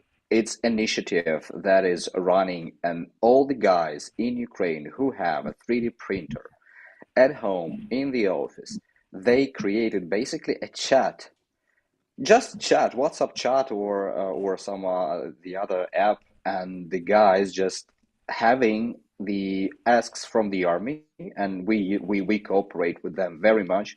For example, if we need some spare parts, because we as well, we have the center in excellence in brigade of the drones, and we do some modifications, I would say, that we adopt them to the specific missions that we're doing right now at the battlefield. And we ask these guys, and we have the 24 hours to a week, it depends on quantities we are asking, and we're receiving via post office the things we need, and it works. And coming back to to this discussion about this other Europe ready or not, I was a pretty big pessimist before the war. I was thinking that Ukraine is not that good society, and it's all this like local hater. How I was surprised in the 22nd, people are really amazing. People are doing so unbelievable things, and I'm absolutely supporting you, Andrei. I'm absolutely optimistic about European people, because I believe that in Europe we have amazing people, and they will stand when the time will be needed. Unfortunately, that would be good if we would be better prepared. But you can do this, and this is the 3D army, printed army that we have in Ukraine. It's just civil people that are united in a chat, and they supporting army with amazing quantities of parts. It's like a factory. It's a factory without a single place, but every 3D printed part is sending to one center, and then we collect everything. So this is a result of that. The people are amazing. We already doing this for 5 years. And it works, and it works flawlessly. This is amazing. You know what we need to do? Even like show some kind of initiative and connect with those guys. I believe I would probably do that. Connect with those guys and try to somehow somehow promote how other people can join, because imagine this, a lot of people around the world have 3D printers, and especially in Europe, and they can literally print parts for Ukrainian drones, send them massively to Ukraine, but they don't know whom to call, they don't know like whom to contact regarding this. They don't have any contact. I think that we can also do something like that. It's an incredibly cool idea. I will write it down right now. And we have several more questions, or rather comments from Sarah. It never ceases to amaze me how much Ukrainians have used the internet to raise funds from all over the world. You know, it's not like we raised donations or something like that, or raised fundraisers or launched fundraisers. The fact is the initiative came from the world. In my personal opinion, Ukrainians were fundraising for different needs for Ukrainian army since 2014, actually. The volunteers, as we call them in Ukraine, volontery, the volunteers are the guys all military love and admire and endorse tremendously, because those guys were bringing us heaters to the front line. They were bringing us shoes, they were bringing us warm clothes. In 2015, when I served in the Special Force Police Battalion, like first several months of my service, my salary was something around $90 a month, just so you could understand. And the reason for that was because Ukrainian dictator Yanukovych, before he fled to Russia, he also put the annual budget of Ukraine in his pocket. So we could not really provide for the servicemen, and even despite that, thousands of Ukrainian volunteers got recruited to police and army, and they kept fighting despite that, even though we had families and everything else. $90 a month. So it wasn't a good motivation, but the best motivation was that we didn't want the war to go all the way from Donetsk and Luhansk to Kyiv, Ivano-Frankivsk, and Ternopil. We didn't really want that, so that's why we volunteered and went there. The full-scale Russian invasion started, and we saw this enormous initiative coming from the decent people around the world, because I wasn't really looking for viewers. Literally, I was making videos hoping that like couple hundred people will see that, and maybe it will be useful for them. But people started massively writing commentaries asking, how can we help, guys? We see you fighting there in Ukraine. We see that you guys are brave, that you're courageous, that you're not giving up, as like Douglas McGregor was saying, Tucker Carlson and everybody else. You're not giving up. We're rooting for you guys. We're standing for you. How can we help? So the main initiative came from you guys. The main initiative came from the decent people of the world. And it still keeps surprising me, just, you know, how dedicated and how brave those people are around the world. I myself, just like Max, I was highly pessimistic not only about Ukraine prior to 2013, but after 2013 I was highly pessimistic towards Europe, towards the United States, but after 2022 I take my words back. Guys, you taught us a lot, actually, and I learned a lot from you, and I will always be grateful to you for that. And all Ukrainian people will always be grateful for your support, your help, and your decency. And we have, I think, a couple more questions. Probably the last one, the commentary, and I will also have a couple of questions for you guys before we call it a day. Anita K says, coincidentally, I ordered food, even sushi, a minute before I spotted the stream. Goes really well together with Starsky. It's not a coincidence. It's not a coincidence because we always talk about food on this channel. Actually, I have, like, before the stream started, I put some rice in the cooker, and after the stream is finished, I will probably have some raw fish with rice myself. So I will support you on this one. Guys, I have a question for you. Starting with Max. What do you consider your biggest motivation? What keeps you going?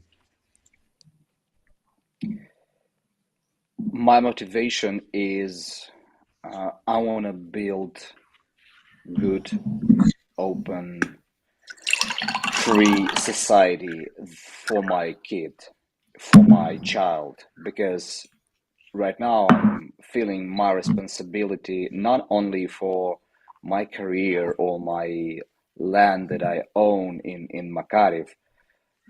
Here in Kiev in 22nd, here in the battlefields, I realize that I'm way more responsible and I have to step up to build the society and to fight for the freedom that my child would never be told somebody how to think, how to say, what to say.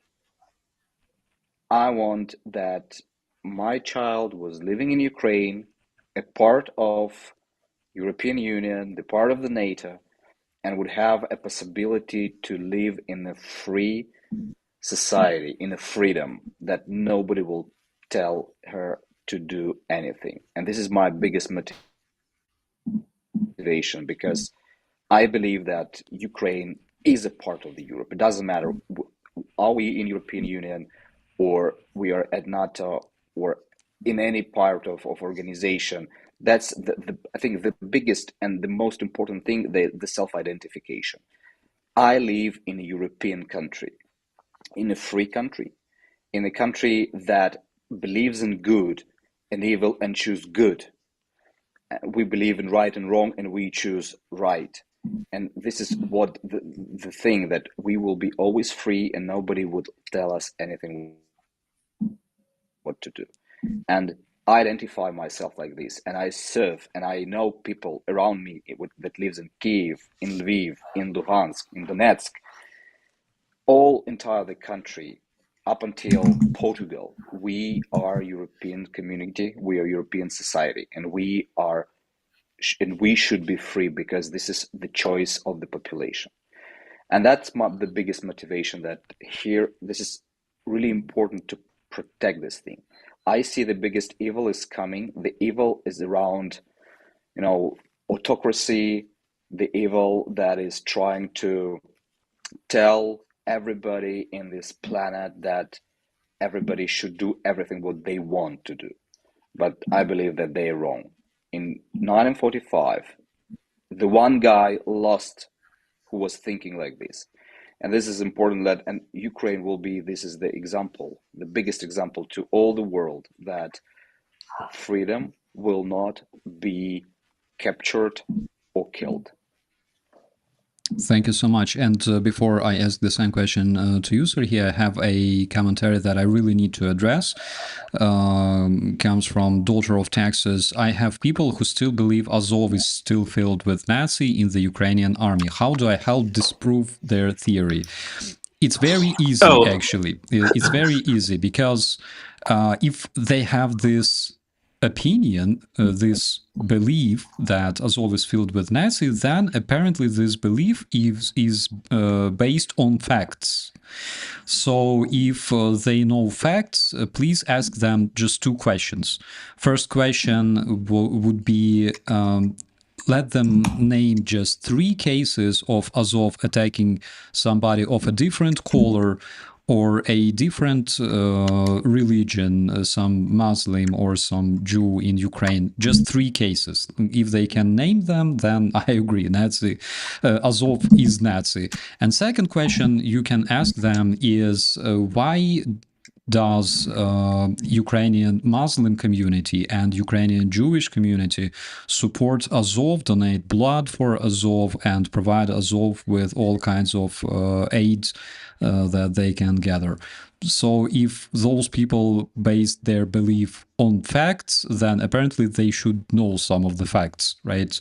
And if they build their belief on the fact that, well, Russian media call them Nazi, well, Russian media call everybody Nazi. To Russians, Americans are Nazi, British are Nazi, French are Nazi, doesn't matter. So I hope that it will be useful for you. Sergey, now, what keeps you going? What is your biggest motivation? First, I want to add on Azov. Recently, the chief rabbi of Ukraine, and I think that the chief rabbi of Ukraine is someone who can differ a Nazi from not a Nazi, and especially a Nazi from a good, reliable person. The chief rabbi of Ukraine has officially congratulated Azov Brigade, the 12th Brigade of the National Guard of Ukraine, to the anniversary of their creation, and said literally that he calls God's blessing on them and thanks them as the defenders of Ukraine. And I think that in this case, we need to listen to the chief rabbi of Ukraine than to all these people who watch videos of Tucker Carlson and continue running around screaming, "Oh, Azov are so much Nazis." And this is exactly the same level of propaganda campaign from Russia, because Russians call a Nazi every person they want to kill, and every person who is not happy with the idea to be Russified. You don't want to subjugate yourself to Russians' jaw. Okay, you're a Nazi. That was the thing, that the Ukrainians are Nazi. Ukrainian language is the sign of being Nazi. Ukrainian trident is a Nazi symbol. Slava Ukraini is a Nazi slogan. And of course, Azov are Nazis. Why? Because Azov were founded in the Russian-speaking city of Mariupol, which the Russians believed they will take like that. And Mariupol was defended in 2014, and Russians could not take Mariupol despite the fact it was just 30 kilometers from the border. They could not take it. And that's why the Russians hated Azov, because Azov is the quintessence, the symbol of everything what doesn't let Russia to overtake Ukraine. It's bravery, it's creativity, it's the willingness to fight even when the odds are against you. And that is what Russians want to eliminate. I can tell you stories about how Russians, they treat Ukrainian prisoners of war very badly, violating every single convention. But they treat Azov prisoners even worse. They want to exclude Azov prisoners from the protection of the Geneva Convention. They don't treat them as prisoners of war. They treat them as terrorists, as criminals. No single Azov soldier, prisoners of war in Russian camp, was ever allowed to send a letter to Ukraine. They are now in captivity for almost 3 years, those defenders of Azovstal. They were not allowed to send letters to their relatives, to make a call to their relatives. Nobody knows where they get held. They were killed, several dozens of them, or 100, were killed in the camp of Olenivka, burnt alive. And there was no investigation on that. There was a fake investigation of the United Nations who said, "Oh, we cannot count there, that maybe that happened something, but we cannot say." And now we know that those very few prisoners of war from Azov who were returned in exchange, they told stories of being tortured, beaten, kept in cold, underfed. People return home having lost like dozens and dozens of pounds of flesh. They look like Auschwitz survivors. And that's because Russia hates Azov, and they hate Azov because Azov never surrendered. And they surrendered under a command of President Zelensky as the attempt to save the lives, but the Russians have broke the deal, and the Red Cross has never helped to keep these people alive. So that is why Russia spreads disinformation on Azov exactly as they spread disinformation on Ukrainians. And I remember when I, as a German manager in Ukraine of a German foundation, when I started to learn Ukrainian and to talk Ukrainian in international institutions, I also had in 2017, 2018, these raised eyebrows of all these good Western people who are so neutral and so educated and so cultivated. Why you speak Ukrainian? Isn't a Nazi thing to address a Russian-speaking person in Ukrainian when you're in Ukraine? No. It's not. It's simple. It's simple. It's simple Ukrainian language which Russians try to destroy all these years. And the same stories with Azov. I'm sorry for being so emotional, but it really, your question really is really important, because this propaganda is one of the most efficient and successful weapons of Russia against the free world. Because we don't like Nazis. We hate Nazis. And when they call someone a Nazi, our first instinct reaction is to make distance to that person. Okay, maybe there is something there, maybe. And that is like Russian army, which openly carries swastikas on the insignias of some units like Rusich. That is Russia, where the commander of Rusich unit openly said in his interview, "I'm a Nazi." And he added, "I don't use euphemisms like nationalist, far right, I'm a Nazi," he said. That's Russia, where they openly said they commit crime of medical experiments on prisoners of war until they die. They tell it in their interviews, in their media. They do what Joseph Mengele did in the camps. And they dare to call Nazi people who stood up in their own city, took the arms to protect themselves against an invasion. That is typical Russian propaganda thing. And now I come to the question: what brings me, what gives me power? And I also wanted to say, I don't want that my children grew up in an unfree society, being occupied. I don't want that pretty marvelous German cities get erased and look like cities where Russia comes to look like now. And I even brought my children, when I worked in Ukraine in 2015, 2021, I even brought my children to the city of Slovyansk and Kramatorsk in the east of Ukraine, in Donetsk Oblast, to show my children who were in their primary school. I think it's primary school. They did the first classes, to show them how a city looks like when they were fighting. And now I understand how naive I was. No, it was like very lightly destroyed buildings, like only several buildings were destroyed. But still, I could show my children how it looks like.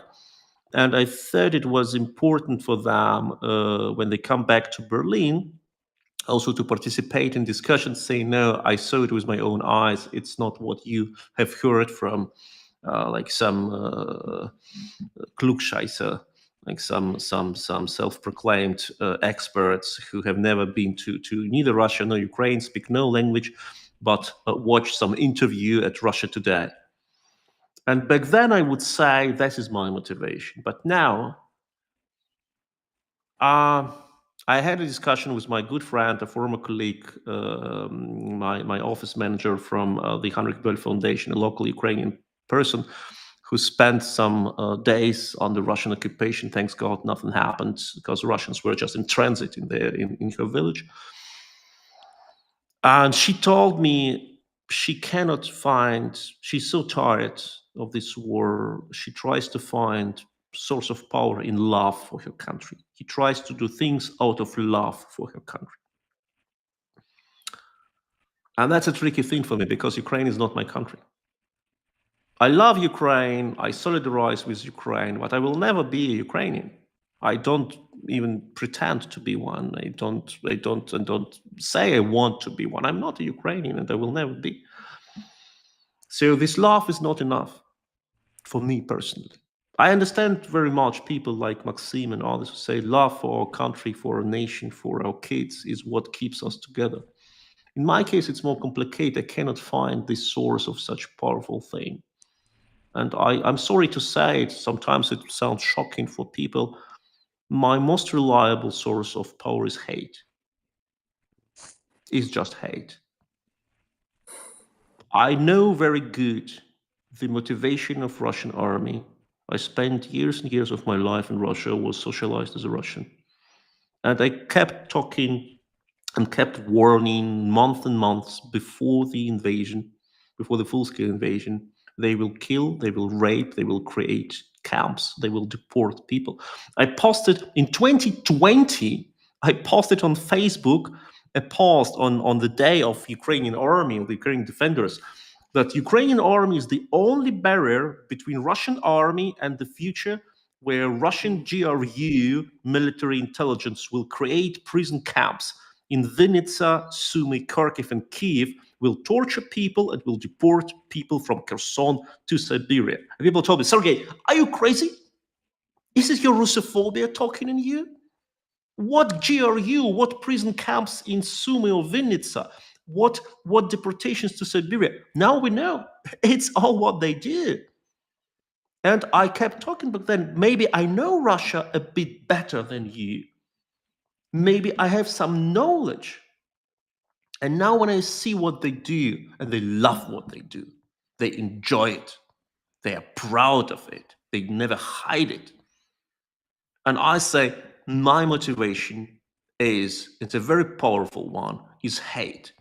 I want them to be beaten so hard that they crawl back on their broken arms and legs, bleeding, and telling this story for the next generations that you don't attack neighbors.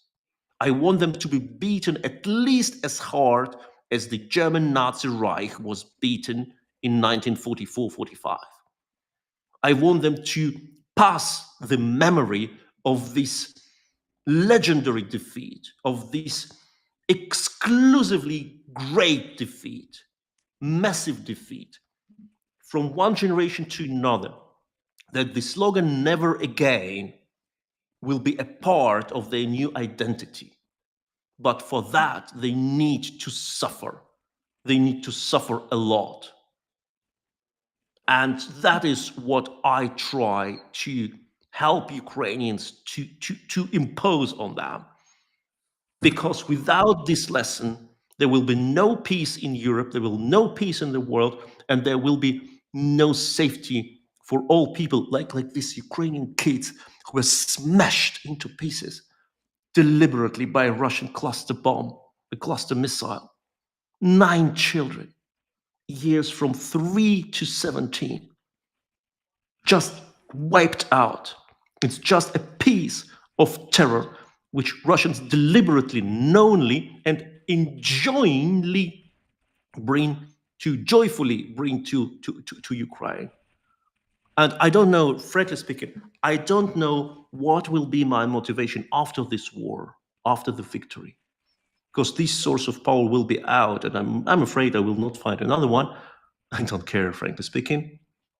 Because now the only goal, the only objective we need to reach, Russia must be beaten so hard that everyone in the world will know what happens to those bastards who do things like the Russians have done.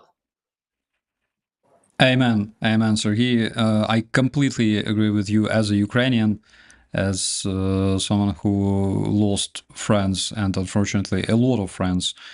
And I completely agree with you, and I want to underscore one more time that there can be no negotiations with Russians.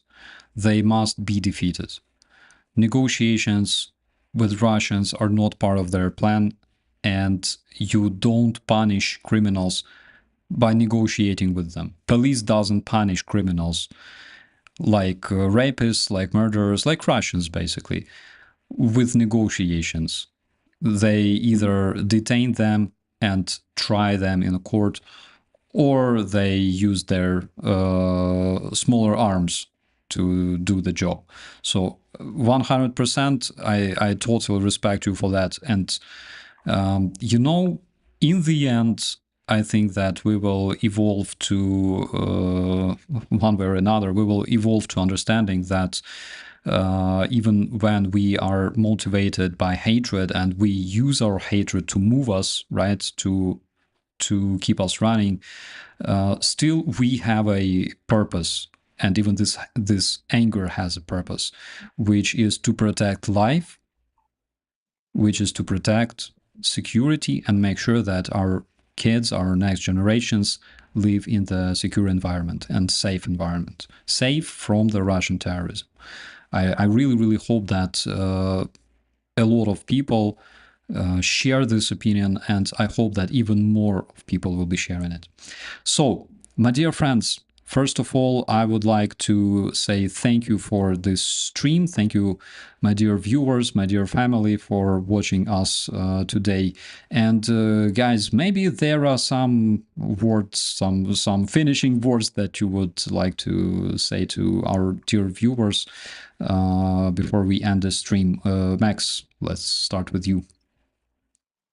Well, my finishing words was very close to what was Sergej saying, because it is really important, not even about the hate.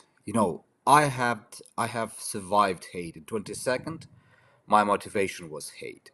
I hated them so much because what I've seen in Motyzhin, in Makarev, in Andriivka, it was unbelievable. I didn't believe my eyes. And I know 100% exactly with whom we are fighting. Actually, the Nazis are Russians, and that's a fact. We cannot do a deal with them. And that's really important to understand for all European society. We have to. It means like we started here in Ukraine, but we have no choice. This is the existential war.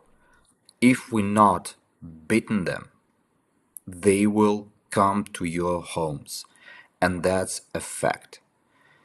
And this is what I can say, that just to leave you pregnant with this thing, we have no choice.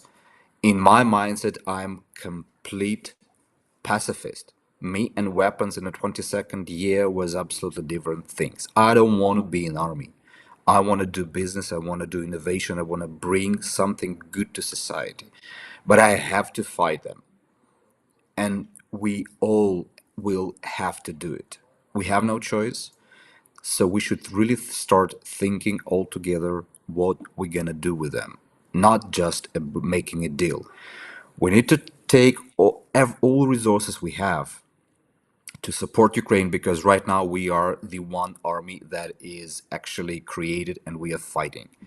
And now you have to create your army, European army, to make it strong and without any illusions about deals. If we trade Ukraine, the price will be all entire Europe. What will be in the fire? I don't really want it. So I want to leave you pregnant with this idea. It's not a pessimistic one, it's a realistic one. And I want to end this day with still optimistic thing. I really was surprised by Ukrainian people. I was so surprised that I cannot even imagine. Now I believe that simple people can do crazy things. A small story about a little city, Makarev. It was never captured by Russians because of simple people with double barrels. We were holding this city up until main forces came. Russians, with all their tanks, with all these things, they just could not do anything with us because we knew our land with the double barrels, and they could not capture it. With all their entire power and hate to Ukrainians, they just crack their teeth with small city near Kiev. They just could not. And there I seen how simple people do and change the things. And you are absolutely able to change lots of things in your countries. Start asking to your politicians hard questions because it is important. And I believe that European people are amazing. You are 500 millions. You don't have to afraid Russians. They have to afraid. So think about it. Absolutely. Sergey, do you have anything to say to our viewers before we call it a day? Yes, absolutely. I want to thank you all. I want to thank you all that you are here. You are not tired from the war. You're supporting Ukraine now. You support Ukraine day by day. Thank you for all your donations, and they saved lives. Just think about it. When you donate money, you give a part of your life because you have earned this money with your time. And there is no resource more precious than time.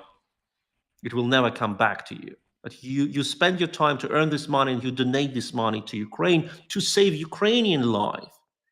And that is the most amazing thing which I see since the last 3 years, when people who never knew where is Ukraine, what is Ukraine, what is the language, who are these people, they spent hours and hours, days and days, weeks and weeks of their life supporting Ukraine. That is amazing. That is really amazing.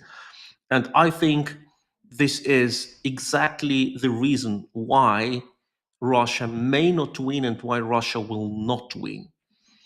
Because they go to this war to do evil things.